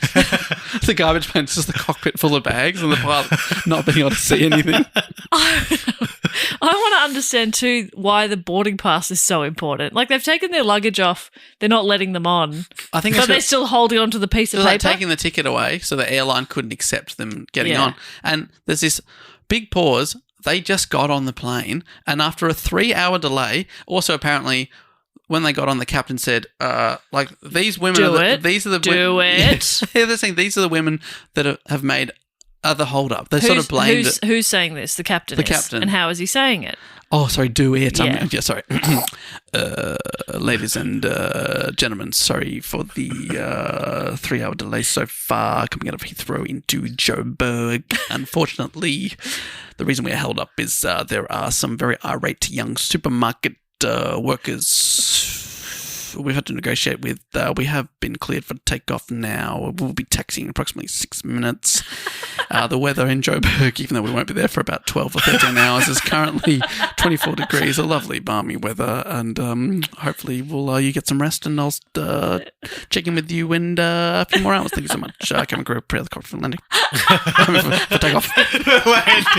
But it's good to prepare ahead of time for landing. Yeah, always be prepared. So yeah, but he blamed them. Yeah, he's like, well, if you just turn your eyes to row 15, they're the ones to blame. Because I've heard people like sort of publicly jeered a bit when they're, everyone's a bit like, oh, here we fucking go. When there's a delay because 3 people didn't board or whatever, and they're like 5 minutes late. Imagine someone holds you up for 3 hours. People are like blaming them. Yeah, I'm spilling my juice on them. Yeah. I'll tell you that much for free. I'm walking past, oh, sorry. Oh, whoopsie, I'm so clumsy. And it hurts twice as much because they don't ever change of clothes. Their bags are off the flight. No clothes. And it's grapefruit juice. Just as a real fuck The you. ultimate slap. I ordered that. Bitter. I didn't want it. I don't like grapefruit juice. It's Horrific. disgusting. So I've suffered now even more. I had It's to the pay for perfect that. spilling juice. Yeah. It's its only good use. It'll actually. really stain. A nice pink, to be fair. It's a lovely colour. It's a beautiful colour. So they flew all the way to Johannesburg, where upon arrival they were greeted by men with machine guns. Perfect. And these are all military guys, and ushered into a windowless room and held under armed guard. All this in a country that the Tribune notes where they knew that activists routinely disappeared or were murdered. These guys are fearless. Yeah, it's real ballsy stuff. Wow. Like- Again, I'd be like, don't worry about it. I reckon I might go stay at home. I'll go back to the cash register. I don't need more than 8 minutes a toilet visit. Yeah, That's actually that's all right. heaps. I'll just do one break. Yeah. I'll just do a piss and a shit. I'll just get it done. I'm efficient. Get it done. Oh, that's really good. Thank you so much. Really Thank good. you Have so you been much. sitting on that for a while? I've been sitting on the can for a while. Yeah. Longer than 8 minutes, Oh, actually. yeah. So fortunately, after 8 terrifying hours, they were released and forced to fly all the way back to London, but not before Karen Gearin had turned back on the steps up to the plane and declared, "We will be back when South Africa is free." Another super brave move. Asked now what was going through her mind at the time she is playing, she said, going through her head was, "They are a bunch of bastards." Karen. These Wow. feisty, brave, Young women, yeah. incredible. So cool. Like, It is a big promise, though, to be like, we'll be back when South Africa's free. Because the only reason you're going there is to kind of protest this thing. But once that's fixed, you might not really want to go. Yeah. But they're committed to it now. you have to. Yeah. You get some time off. You know When where they you have go there, to go. there's nothing to do. Well, we don't really have a cause anymore. And, 20% of the people have. Guess we'll just look around. Yeah. Of course. Of course. Of course. But of course. Of course. Detaining and deporting the activists fully backfired on the apartheid regime as it stoked media interest in the story. Huh. By the time they landed back in London, the uncertainty of their safety had led camera crews to mass. Karen Guerin recalled, What were the camera crews doing at church? Oh my God, she's on fire. She's on fire over here. Are you kidding me? How long have you been sitting on that one? Oh, it just came to me. Wow. Yeah. Again, all I'm thinking about is they've flown all the way to South Africa, been put in a room for 8 hours, and then they've just been shoved back on a plane. Again, I'm like, That's a nightmare. That's a nightmare. That is a nightmare. I'm really unwell in that situation. 24 plus hours now. I would have just stayed home. Oh, that's not good. We would have watched a few movies, though. We probably could have watched all of Daniel Craig's of his Bond years. True. Wow. Worth it. The highs, the lows. No, Yeah. there aren't lows. They've all been cut out. Yeah. They cut out the lows to make Daniel look better. Yeah, they would refuse to play Quantum of Solace. So, our only solace, we didn't have to watch it again. No, it's fine. It's just hard to come off Casino Royale. I fully It's agree. hard. So there's media, camera crews at the airport. Yeah, to greet them. Karen said, when we arrived back in Heathrow, everybody was told to stay in their seats. This is everyone else on the plane. Again, they're disrupting the plane. And the police boarded the plane. We thought, oh shit, we're going to get thrown out of here as well. But they were there to bring us to a press conference. BBC, RTE, the works, they were all there. Imagine, wait, the cops are here. Quick, come with us. We need you to talk to the media. And there was... Hello. What's all this then? Going to escort you off the plane, we are. Jason? Jason? Has he ever played a cop? He's definitely someone who used to be a cop. Yeah. Yeah. But then, through some circumstances out of his control, Yes. he had to retire. Yeah. And now he's working. Or through being framed, he's disgraced. Yes. But he's by gonna the own end his of name. it, yeah. He's never done anything wrong himself. No. Oh, God, no. No. Like in Crank, when he had sex in public, he was doing that to keep his heart going, okay? There's no Yes. crime there Yes. when your life's on the line. If you're, exactly. Okay? He just needed a rush. That's what I say. I just needed a rush. I need to get my heart going. Yeah. It's the only thing that works, okay? You have to put your mask on before your That's child's. right. Yeah. That's right. So the press conference was widely publicised. Part of it was union organiser Brendan Archbold, who was also the member of the Irish apartheid movement. He was there. He was part of the press conference, and he said he was in the presence of, quote, the 8 most dangerous supermarket workers in the world. Oh, that is a good quote. The name caught on and is still used to describe them decades later. I like that a lot. It's badass. Yeah, it really is. Yeah, you mentioned it at the start of the report, and this is not how I thought the story was going to Yeah. You were imagining Jason Statham. Yeah. Jason Statham is a checkout person. I think And now he's going to check out these people for good. I think I'd only sort of heard of it as like the Grapefruit Ladies, and it was like, yeah, a bunch of women, they protested apartheid, and then they met Desmond Tutu. Pretty cool. Pretty cool. It's like, oh, this is wild. No, they were held at gunpoint. Yeah. Like, what is Wow. happening? The story had gone global and their support was bolstered. Mary Manning later mused, people began to ask, well, why won't they let them in? A bit like, what's South Africa hiding? If it's not that bad, why would they not let these, young people in? Yeah. So as people started looking into it a bit more and going, it is real bad. Yeah. The Saturday after being detained in Johannesburg, thousands of people attended the picket line in support. Wow. So things were really taking off. In October 1985, another Duns worker from the Crumlin branch, Brendan Barron, joined the strike, bringing the group to 11 workers. That same month, Karen Guerin was invited to address the United Nations Special Committee Against Apartheid in New York, and according to the Tribune, her speech was met with the first recorded standing ovation in the history of the UN. What the fuck? Wow. And she was only 21 years old. And and in the last few months, she's flown all over the world. Yes. She's gone to New York to give an address.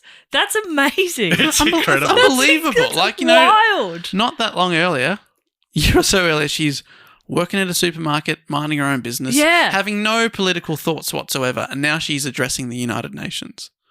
Wild stuff. That's incredible.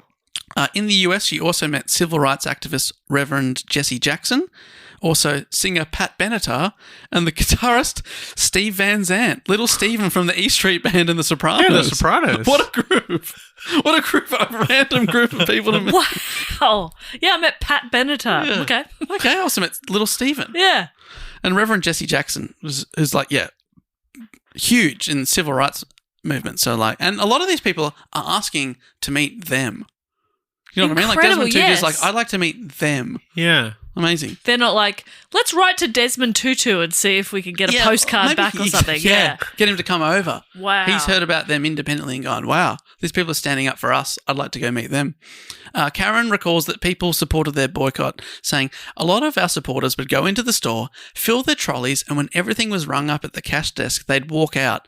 They'd keep the South African fruit until last, and then they'd say, I support the boycott, and just leave the trolley there. So like people couldn't, it's harder for people to buy the produce. Oh. Taking it off the shelf. Yeah. And leaving. Yeah, wow. Just leave it randomly in the shop. Bit of collective. So that's the kind of activism. That's the extent I would go to, I think. Yes. That'd be my little contribution. I'd fill a trolley, Yeah. make them go beep, beep, beep, and then at the end go, I will not be purchasing this, and then leave. Yeah. I could do that. You do that? Yeah. No, I said I could.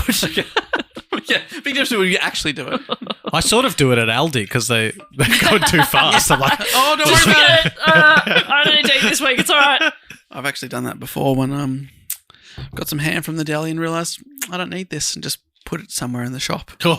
Just left it. No, I haven't done that, but I've seen people do that before. You're walking yeah. You're in I think you have done it, and No. the fact that we both went, No, oh, I haven't done it. When you're in the cake section or something, and there's like make your own mud cake, and there's just a paper bag of ham. Someone's just abandoned it. I like because they have the fancy cheese at the front of some of the Woolworths or the Coles, and you're like looking around. You're like, I need Parmesan. And you only see the fancy section, and it's like everything's so expensive there. But you're like, oh, if this is what it is, I'll get it. Fine, I'll grate my own parmesan I'll this get week. the Parmigiano Reggiano. And then you find at the very back of the store in the Like the pleb the stuff. pleb cheese, Yeah. and that's just everyone's been replacing it with the Yeah. there's rows and rows of Reggiano there. People don't want this. Nah. They want imitation Parmesan. This is close enough. I'm just putting it on a pear salad, for God's sake. Lovely combo. I know. Oh. Did you see how impressed I was that you? Get some walnuts. The pear, Ooh. the pear is Bit a of little rocket. bit more difficult than the apple, and I would say it is a better, superior fruit. I agree. You get more of a payoff for Yeah. sure. Worth the effort. Yeah, Yep. But it has to be ripe for me. yeah, that's so part not of too the much effort. of it. Not too much of it. Part It's of the waiting. effort. You got to wait. Oh, Yeah. I want it now. Yeah. Yep. Had that with a peach the other day. I thought, this seems a bit hard, but I'll still get enjoyment out of it. One bite in, I went, Oh, what a I don't mistake. like this. What have I done? But I've bitten it now. I have to eat it. But I Exactly. didn't enjoy it. Yeah. No, It's like when you think an avocado's ready and you open it and it's rock hard. Oh. You're like, fuck. And there's no way. You can't ripen them now. Yep. Great. No. Great. Great, ruined. there's no going back. No. There's no going back. So you just put it on your bread and you try and mash it, but it's lumpy. It's- It's not mashable. Nah. No. It tastes a bit sour. Yeah. You're like, this sucks. God, our lives are hard, aren't they? Jeez. So by the end of 1985, the Irish government itself was feeling pressure to act. The story was clearly not going away and was only gathering momentum. But because of rules set out by the General Agreement on Tariffs and Trade, which is now the World Trade Organization, it was illegal to boycott a state on political grounds. But a stipulation of the International Labour Organization made such boycotts possible if the goods were the product of slave or prison labour. Ah. So you can't just say, I don't agree with your politics, but you can say, if we find that the way you're like getting this fruit is dodgy and illegal or any of your produce, we can boycott you for that. So the Irish government agreed to investigate the process by which apartheid South Africa was farming their food. And towards the end of 1986, the union, the IDATU, decided to lift the picket as a goodwill gesture to the government awaiting the results of the investigation. But the strikers themselves were not happy with this, and they actually had a huge fallout with the union. But there was nothing they could really do as the union was the one paying their strike wages. They were like, no, we're going to keep going until they actually take action. They can't just say, government's like, we're looking into it. Yeah. That could take a long time. Yes. By Christmas, the group were disillusioned and the picket line was lifted. And they wanted to keep going to keep the pressure up, but, they weren't being paid anymore. But they didn't have to wait long for good news, as amazingly for a government. In February 1986, it was announced that the government had completed its investigation and confirmed that prisoners were being hired out to farmers in South Africa as cheap labour. Because of this, a ban was put on all goods being imported from South Africa, making Ireland the first Western country to instigate such a ban. Wow.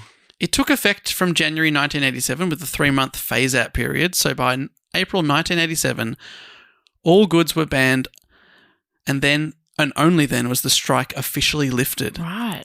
At 2 years and 9 months, it was one of the longest strikes in trade union history. They thought it might be a few days or weeks, maybe. Almost 3 years of their lives. Wow. And then what do you do once it's all lifted? Do you go back to your job at Dunn's? Like, imagine walking in, clocking in the next day. Hey, everyone, I'm back. What's up?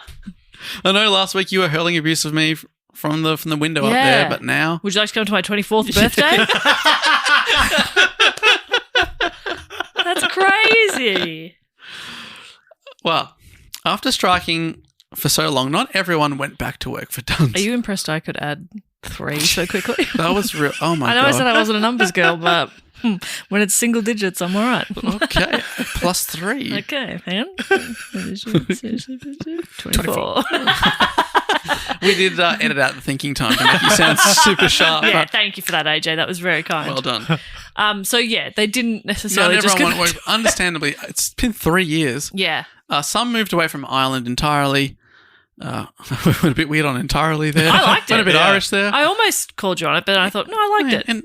Entirely. Entireland. Yep. Karen Gearan did go back and was offered the role of manager, only to be, according to the Tribune, bullied, sacked, and then blacklisted by employers in Dublin. Okay. Oh, so there was like a setup, a little prank on it. But if you look at you to be manager, and then they did not treat her well at all. She had to move to Kerry to get work. Wow. Still, Karen Gearan is very proud of what the strikers achieved, later reflecting, "We didn't start the movement. The movement was there before us, but we certainly brought a new life to it, and we raised its profile." Wow. Which is very true. They sort of brought it to the masses, put it on the front page everywhere, and basically forced the government to act. And that then influenced the world. Yeah, so from here, while nations such as the United States and the United Kingdom were at first reluctant to place sanctions, by the late 80s, both countries, as well as 23 other nations, had passed laws placing various trade sanctions on South Africa.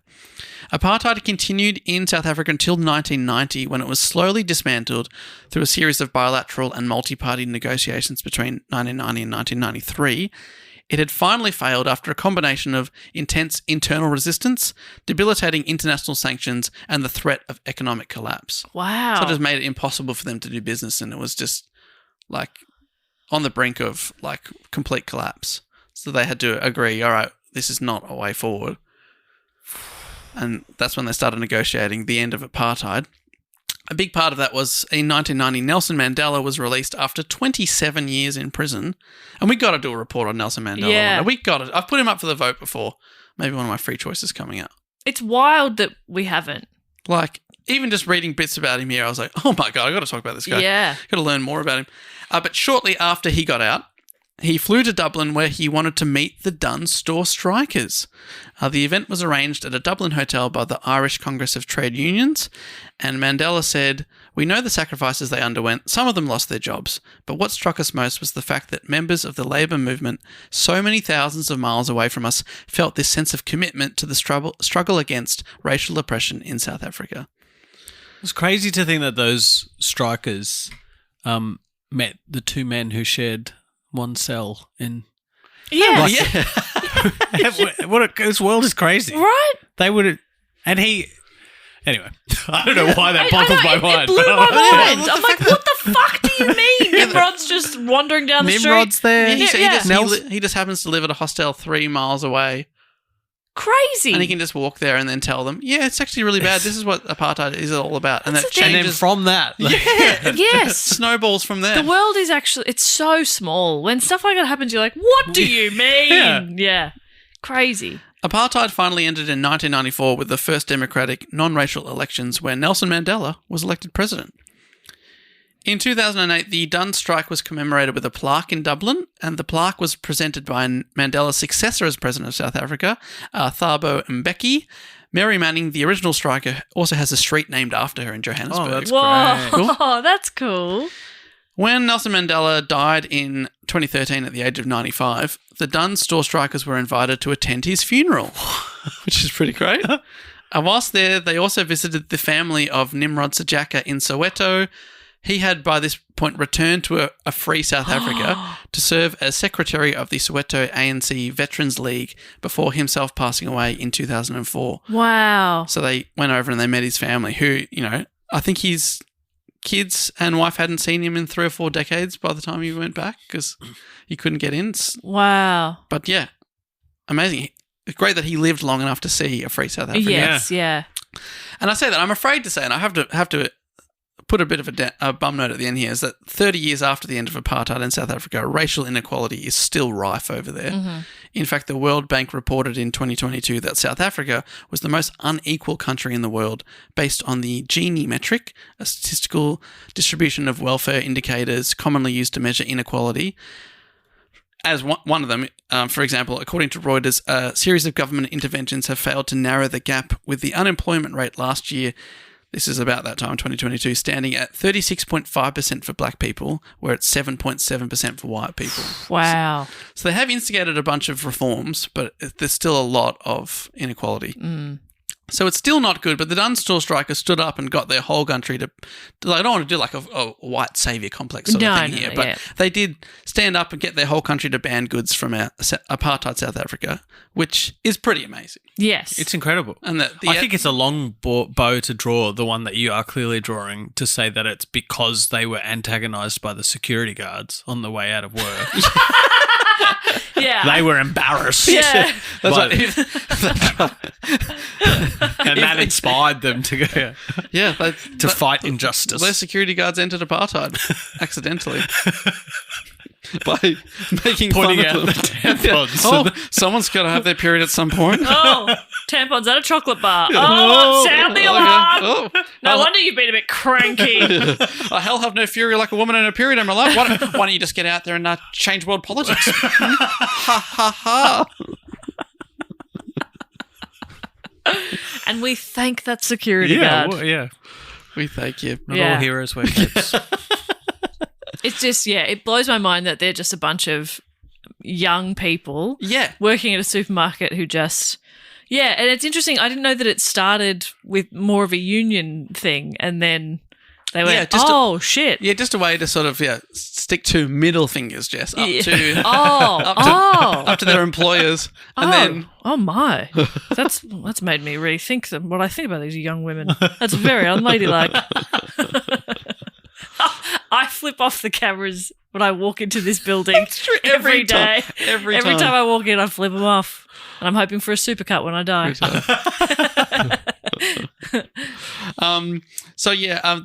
There's a bunch of sources in the show notes, but the one is the Tribune Mag, the Francesca Newton article, and the Bloodfruit, the doco from 2014. Both well worth a read and a look if you want to hear more about the story. Great story. Yeah, fascinating. Yeah. In some ways, I don't know. Do you feel this with this podcast that you do? Like how, because I didn't know that story at all, but those people had such an influence on the world. Yes. You're like, whoa, it almost to me is like in 10 years when you do an episode 10,000, whatever. Yeah. It'll be like Greta Thunberg is a footnote in history. Yes. And then you'll be doing the story. Remember this girl, Greta Thunberg? Oh, vaguely. Yeah. These people feel kind of like they're young. They just felt passionate about a cause and then they changed the world. Yeah. And now we're like, well, I guess we'll talk about them in a podcast. Yeah. It's amazing. You're doing the Lord's work, bringing these stories Thank you. to people. Thank you. Yeah. We're the heroes. Yes. And I do wear a cape. It's a bit weird. Yeah, it's actually weirder when heroes wear capes in this modern era. Yeah. For Dave, we call it a cloak. I'm wearing my cloak. Cloak is so much creepier. Well, it's nerdier too. Dave's got his cloak on. Here we go. Here we go. He's going to be insufferable.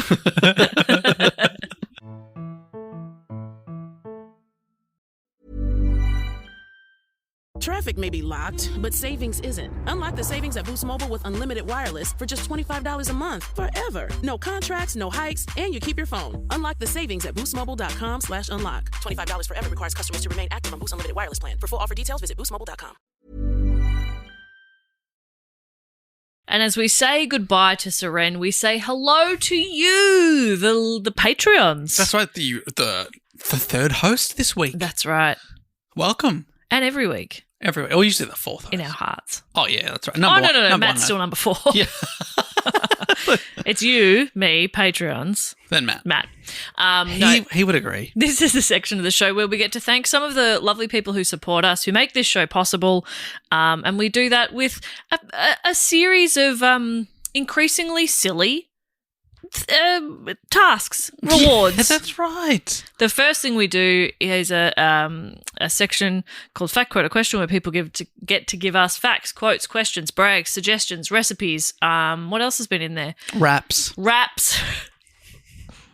Both with R's and W's. Thank you. I was thinking the same thing. Get out of my head. I will not. It's comfy in here. And this is a lot pretty. of room. Lot of room. Lot of room in here. A lot of scar tissue. That's from me bouncing. Yeah. I won't stop. And this section actually has a jingle. I think it goes a little something like this. Fact, quote, or question. Oh, he always remembers the ding. Oh, I always remember the sing. Thank you. And this is where people on is this the Scheinberg? This is the Sydney Scheinberg Deluxe Memorial Package, Rest in Peace. Yes. Where you get everything, including being able to write into the show like this, but also 4 bonus episodes a month. These are also on lower tiers too, but everything. And also videos, shout-outs, video episodes of the pod, ad-free listening, and there's over 300 episodes in the back catalogue of bonus stuff. Yeah. We've done it all, from over 100 bonus reports, mm-hmm. many dozens of quizzes, 4 seasons of D&D. Yep. Am I a Dead Woman?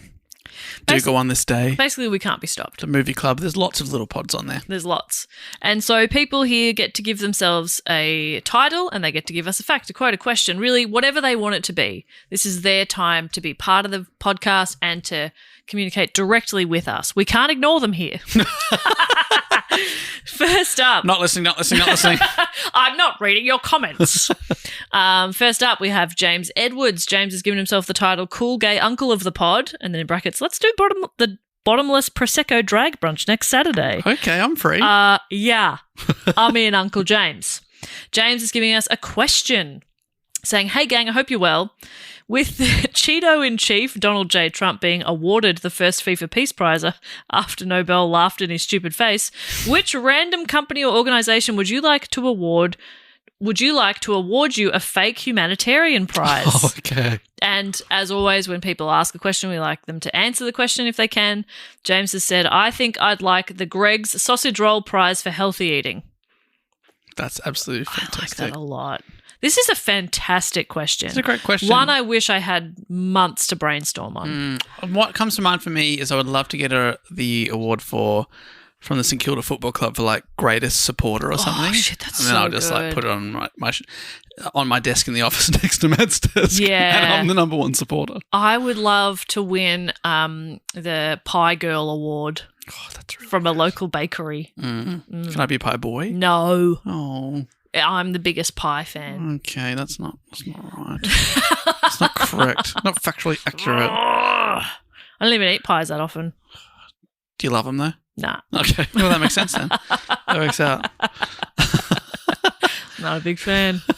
You know what I do like is the mooless moo from Prime Minister. Prime Minister in the UK, absolutely. Fuck me, dude, it was so good. It's a veggie pie that it's like the meat, the fake meat is so good. Like so accurate. Yeah. That you and I were like, we think we've given it the wrong pie. I made you, thank you for helping me out, by the way. I made you taste some to be like, Dave, I think this is meat. So good. That's a really funny question, James. Like a fake award. I mean, I did once get the Pie Face Cool Customer Award which was a fake award my dad made me for Christmas in 2012. And there's I think it's on my Instagram or something somewhere. He made a fake certificate. He laminated it. Loves to laminate it. Ex-primary school teacher. Of course he does. And he has the full certificate saying, thanks for all your support. And then he's got the Photoshop. And he would have made it on Word. I love your dad so much. The Pie Face Cool Customer Award. So I've already got one fake really award from a good. company I love. Okay, so a random company or organisation to give me a fake humanitarian award. Company or organisation. So I just want people to be proud of me. That's Okay. a real. Sorry to get real. Stop kicking me in the leg. I'm proud of you. Oh, That was me to say I'm proud of you. all is forgiven. Didn't want to say that out loud though. Just wanted to kick you. So I think I just need like best something Okay, yeah. or favourite, so that I really feel chosen. But what organisation?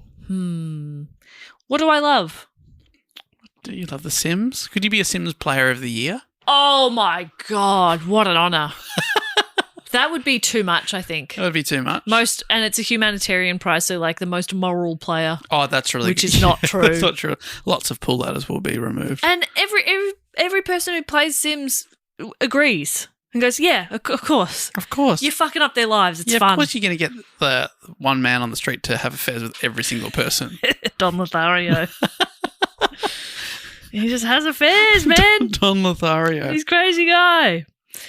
Thank you, James. That's a fantastic question. What about something like, like Playboy magazine, like article reader of the year or something? That's This good. guy only reads the articles. He does not look. He doesn't look. He's not a pervert He has anyway. somebody else turn the pages for Very him. respectful. He gets someone to come through first and they put post-it notes over all the scantily clad people. Who sees their faces. Exactly. He respects their faces. He just reads the articles. That'd be nice. Next up, we have Jordan Nasse? Nasse? Nasse? Oh.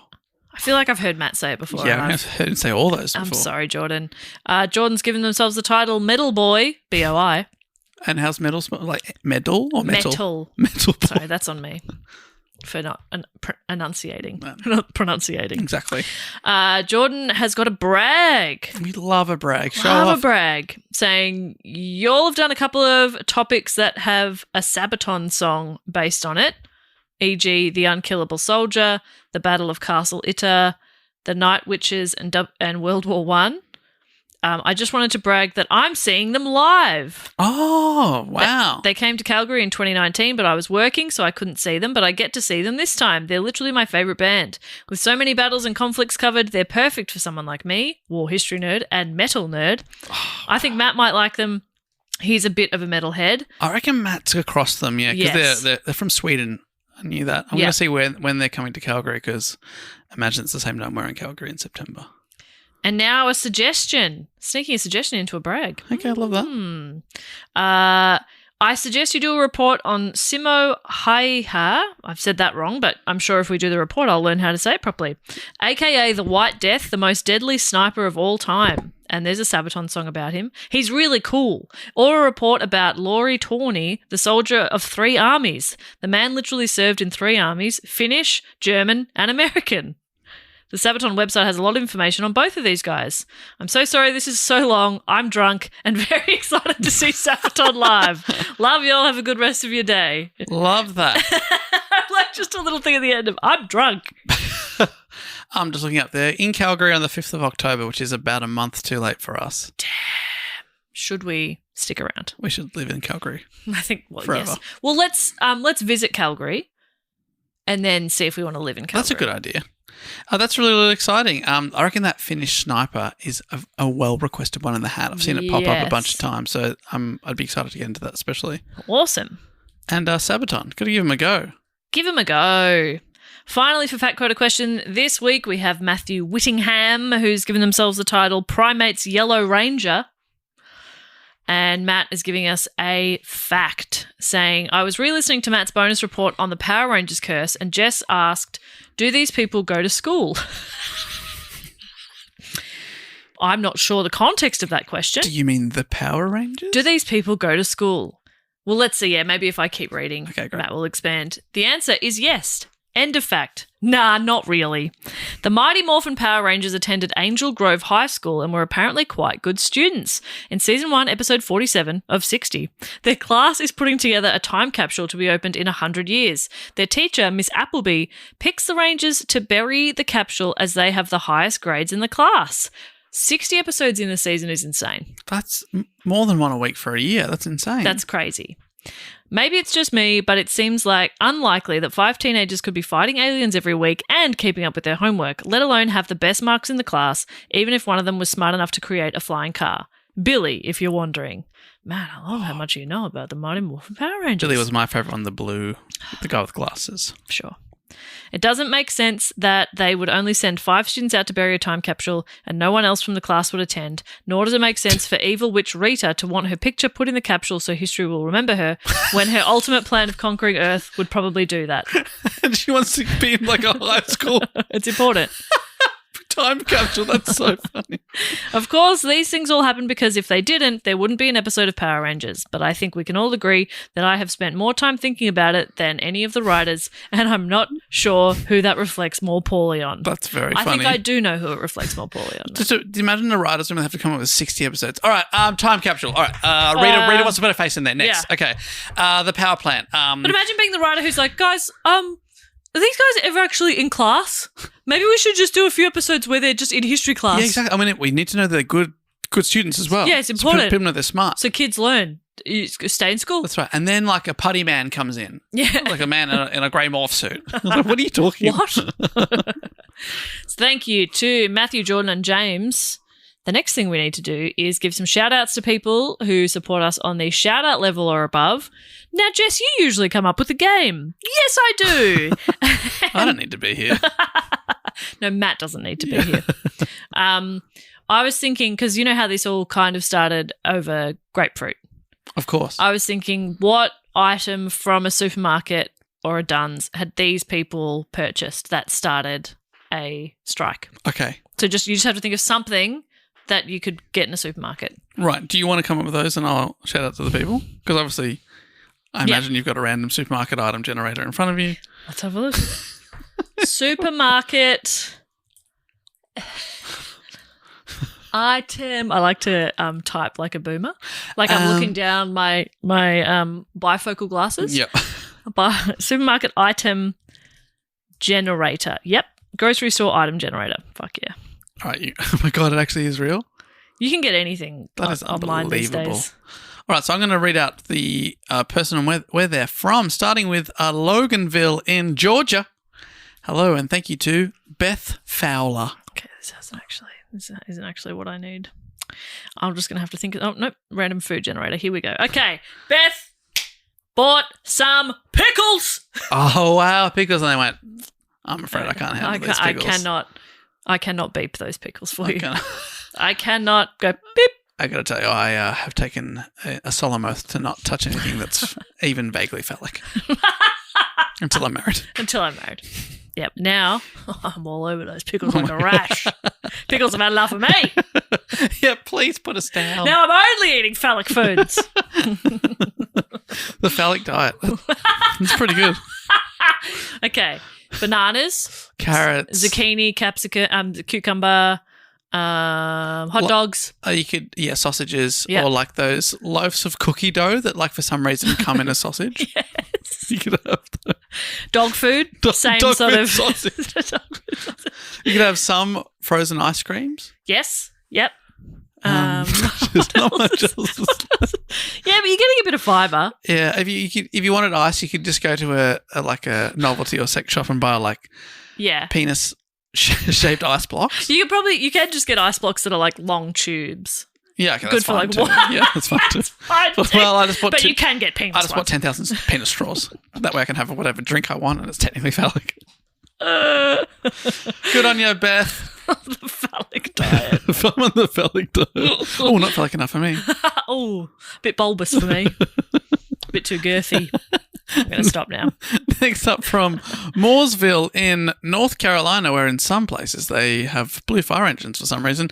Thank you to Zebulon Corbett. Flaxseed. Flaxseed. Okay. Yeah. I'm sorry, I can't have any flaxseed. I'm sorry, I cannot put that through. I'm allergic. They really shouldn't have put me here. I'm allergic to a lot of things in this Allergic to a lot store. of It's an honest nightmare. I have to get a different job. I'm frightened.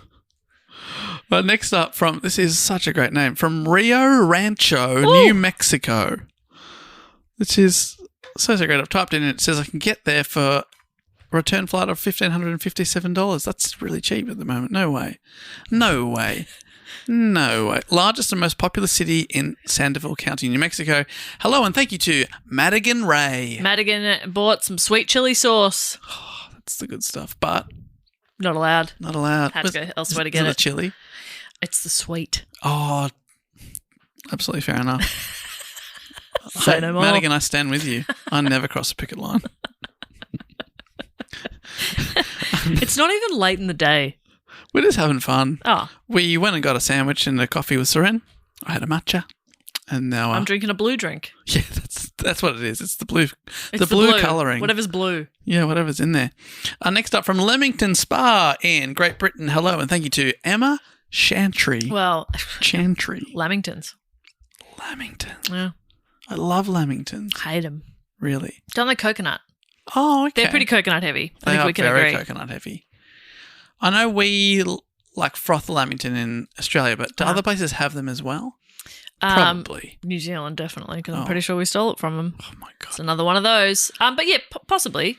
Was it a war thing? I think it was a war thing. Oh, okay. Like you'd use up the leftover kind of stale cake. Oh, right. To And wrap it in That's why they'd like chuck some jam on it, jam and cream. Oh, my coffee, God. chocolate, and then coconut, just to sort of hide the fact that the cake's pretty stale. That's great. And Emma's like, I don't know, anything to do with the war. It's just an ick for me. Yeah. No thanks. Fair enough. Fair enough, Emma. Next up, from a location unknown to us, they're probably deep within the Fortress of the Moles right now. Hello and thank you, Dale T. Dale T. purchasing anchovy paste. Oh, was someone just like, that's yuck, mate? Yeah, someone went, I can't allow you to take that. That's gross. Imagine stepping in Is and being this like, for a cat? yeah, will you be, if you're cooking with that, Is that for human consumption? your cooking license has been revoked, Get Dale. out. One thing has Anchovy come up paste. on the list that I didn't know existed, so Really? Is that, I'm excited to next tell you one? about it. All right, next up, they're right beside Dale in the Fortress of the Moles right now. It's, gosh, how do I say this name? It's IEUAN. Ooh, not sure. Ewan. It could Yeah, just be I would Ewan. guess Ewan, yeah. Ewan Bell. And I apologise if I've said that wrong. But Ewan has purchased some pink beans. Have you looked at what that is? Yeah, it's just a variation of beans. They look like kidney beans. Right. And did you say, I'm not going to, like, Ewan's put that down, or they're the cash register. Someone's come up and said, I want these pink beans. And Ewan said, we don't sell that. That doesn't exist. That's not a thing. You've made a fake product Yeah. and you're trying to get me to scan it. Come on. Are we on Jackass right now? Come on. Hello, is your name Steve-O? Are you pranking me, Steve-O? Etc., etc. Etc. That's a great Conversation was great ongoing. little sketch. Great little sketch from the new Jackass movie. Next up from Austin in Texas. Hello. Thank you. Jason Westfall. Jason was just trying to get himself some pesto. Really? Yeah. Why would we say no to pesto? Why would we say no to pesto? I mean, why we say no to grapefruits, you know what I mean? Oh, okay. Where's that pesto come from? Is that what you're saying? Yeah. Oh. The mob. Oh, wow, that's mob pesto. That's mob pesto. Okay. You don't want to support the mob. We can't support the mob. Okay? Unless... Even though their pesto's fantastic. Yeah, unless they're listening right now and in case threaten us. we love the mob. We'll only support the mob. Mob pesto. We are mob. We're mob. We're mob. We're mob bosses. We're mob wives. I'll be a mob wife. I'll be a mob wife. If they're listening. If they're not, we will not support the mob. Next up from Chicago, Illinois. Hello. Thank you, Lawrence Collard. Speaking of phallic, sea cucumbers. Sea cucumbers. Yes. Just at the supermarket. Can you buy a sea cucumber? Apparently, according to this random generator. Well, I would trust this random generator with my life if you're down at Aldi or Coles and you want a sea cucumber. That's another one where you stepped in and said, Lawrence, I'm afraid I just can't let you take I'm sorry. What are you doing? Mate. Where did you get that? We do not sell that here. We don't sell that. We don't sell anything phallic here. We don't. We're run by some very pious people. This is a church supermarket. And finally, I'd like to thank from Sheffield in Great Britain, it's Lucy. Lucy, possible surname starting with a P, going from the email. Lucy wandered into that supermarket, bought some goji berries, and they said, Oh, a bit new age. Yeah. New age. Stop that. What are you trying? What? The latest superfood? Yeah, that's right. Grow up. They've banned they said. all superfoods. You won't get acai here. There's no acai. So there you go. What's another one? There's no quinoa. Okay. We won't even smash an avocado for you, okay? Nah. No superfood. Get out of here. Goji berries? What were you thinking? Fuck what off. were you thinking? Fuck off. But everything else, yeah, you can have milk. No, Yeah, of course. Boop. Yeah. It's a satisfying sound. boop, boop. Oh, so fun. Boop. Boop. It's good. I love it. You're really good at it too. Thank actually. you so much. I was hoping you'd say that. We should try and build that into your day-to-day life. Yes. I'll just walk along the street beeping. Boop. Sorry, did you just boop at me? And then a conversation starts. That's it's really an good. icebreaker. Great icebreaker. Next thing we need to do is welcome a few people into the Trip Ditch Club. This is for people who have supported the show for 3 consecutive years. We welcome them into an exclusive club. We've got everything you need. Once you come in, you can't leave, but why would you want to? You're probably dead, according to the law. And but we've got air hockey tables. We've got jacuzzi. Oh my God, we've got jacuzzi. Yeah. Oh, they're all a bit hot though.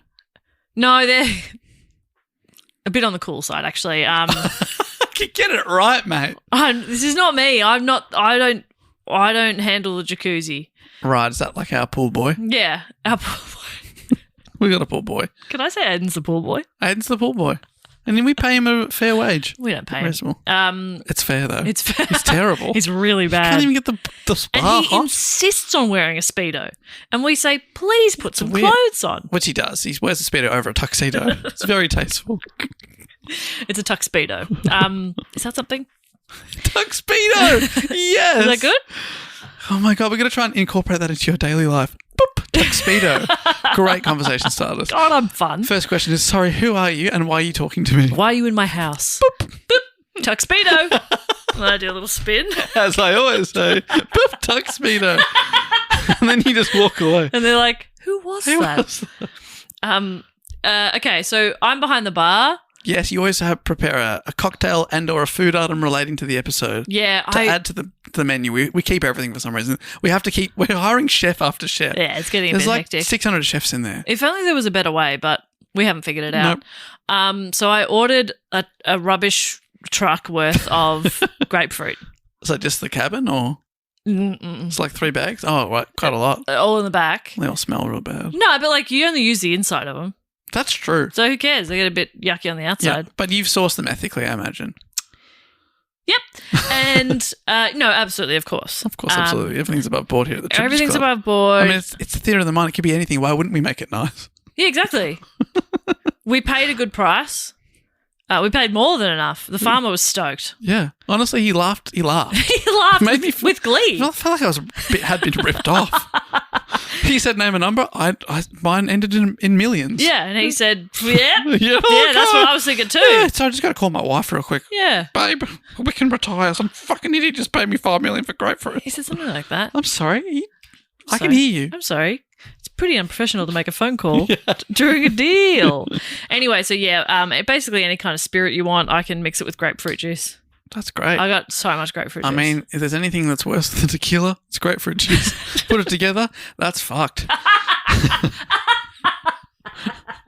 I always book a musical artist to appear at the show. You're never going to believe it. What? This is a band I used to listen to in my youth, and I can't believe they said yes. After a lot of badgering, a lot of begging. Yes. Finally, they said yes. The American punk band Strike Anywhere is Whoa. here. And I said, you don't have to strike anywhere, you just have to strike here. Yeah. And then I pointed to the stage. Yeah. Strike, of course, meaning setting up and such. Sure. Yeah. And they did. Great. So, thanks very much. Welcome to the stage. Strike Anywhere. Now, what we do usually is Matt will read the list. He's got the clipboard. He lifts the rope for you. I'm going to do that. Normally then Dave will hype you up. I hype Dave up. Oh, yeah. So it's just going to be a little hype fest here. So lock in with me. It's here, going to be Dave. great. Honestly, it's going to be hard to stop one name to the next. It's just going to be going round and round with hype. I know, but unlike Matt, I'm not going to ruin the momentum. He really does. Because he's like, oh, I've got something better. But it's usually shitter. 90% of the time. Yeah. Every now and then he gets a really good one. Every in. now and then we're like, fuck, that was so God, good. that was really good. God, he's amazing, we say. God, we hope he's never sick, we say. God, I'd die without him, I say. I say, I'd die for him, I say. Yeah. But That's all internal. that's only sometimes. Yes. Other times I go, I'll kill him. Oh, we'd be better for that. This suck of shit. Let's get Seren in full time, we say. Yeah, exactly. Soren's never let us down. Mainly because he leaves before this part. We don't give him the opportunity. Which is smart. Good on him. So I'm going to read the name. You're going to hype them up. I'm going to hype you up. It's going to be a beautiful little love fest. Are you ready? Cannot wait. Here we go. From Edmonds in Washington, it's Colin Harlow. More like Colin hi. Woohoo! From Everett, also in Washington, is Dean Reikdal. Oh, okay. Reikdal? I'm going to avoid that bit and say more like the mean Dean Green Machine. Boo, boo, boo, boo. From East Greenbush in New York, we have Alexa Riley. More like Alexa really good.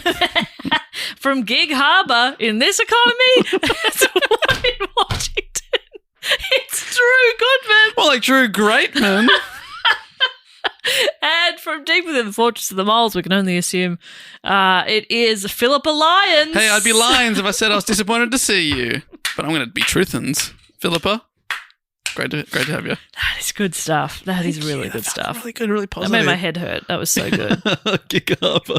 I've just realised as well, we'll finish up by saying thank you so much to Philippa, Drew, Alexa, Dean and Colin. One final thing, we do have someone coming into the Trip Ditch Club. That's right. These are the people that have been supporting the show on the shoutout level or above for 9 consecutive years. Can you believe that? I genuinely can't. I can't believe I've been here for 9 consecutive years. Absolutely amazing Have I? to have them in. They're only the 17th member to be inducted into this very exclusive club.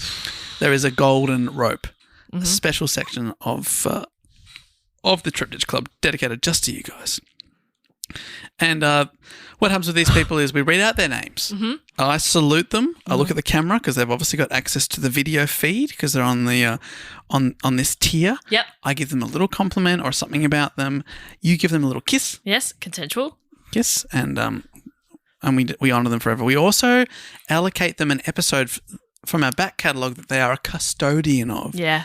Now, being the 17th member of this club, they are going to be in charge of episode 17. Jess, what episode are they in charge of? They are in charge of an episode that came out in February of 2016 about left-handedness. Oh my gosh.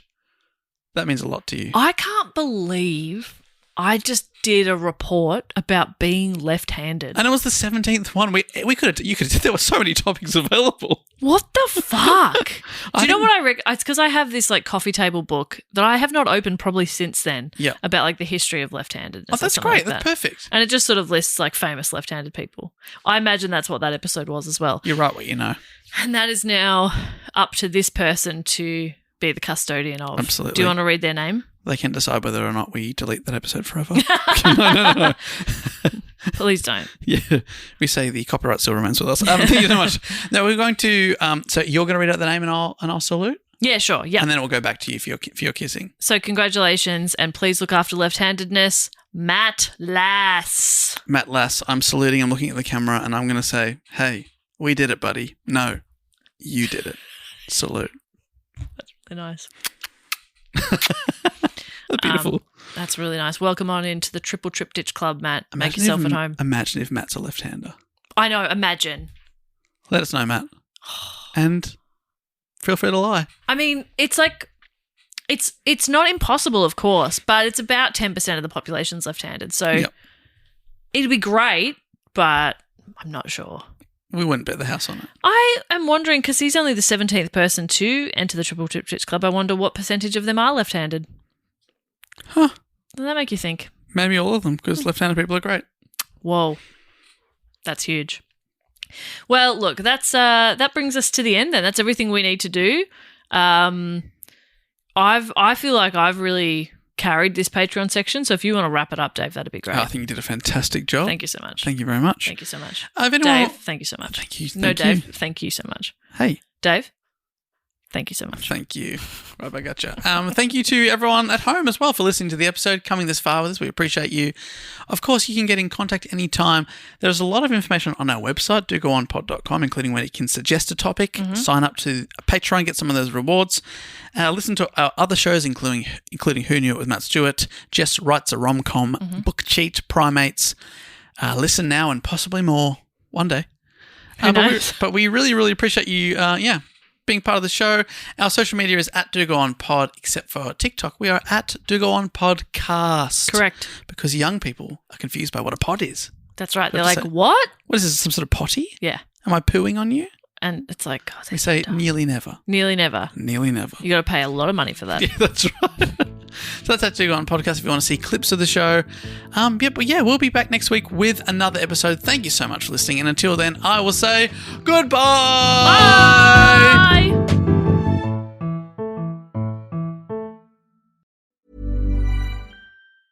The longer you stay alive, the longer you can enjoy Boost Mobile's unlimited plan with a price that never goes up. So here are some tips. Do not parallel park on a cliff if you want to enjoy an unlimited plan with a price that never goes up. Do not mistake a wasp nest for a piñata if you want to enjoy an unlimited plan with a price that never goes up. Do not microwave a hard-boiled egg if you want to enjoy an unlimited plan with a price that never goes up. Stay alive and enjoy unlimited wireless for $25 a month forever with Boost Mobile. After 30 gigs, customers may experience lower speeds. Customers will pay $25 a month as long as they remain active on the Boost Mobile Unlimited plan. Don't forget to sign up to our tour mailing list so we know where in the world you are and we can come and tell you when we're coming there. Wherever we go, we always hear 6 months later, oh, you should come to Manchester. We were just in Manchester. We were just there, but this way you'll never miss out. And don't forget to sign up, go to our Instagram, click our link tree. Very, very easy. It means we know to come to you, and you'll also know that we're coming to you. Yeah, we'll come to you, you come to us. Very good. And we give you a spam-free guarantee.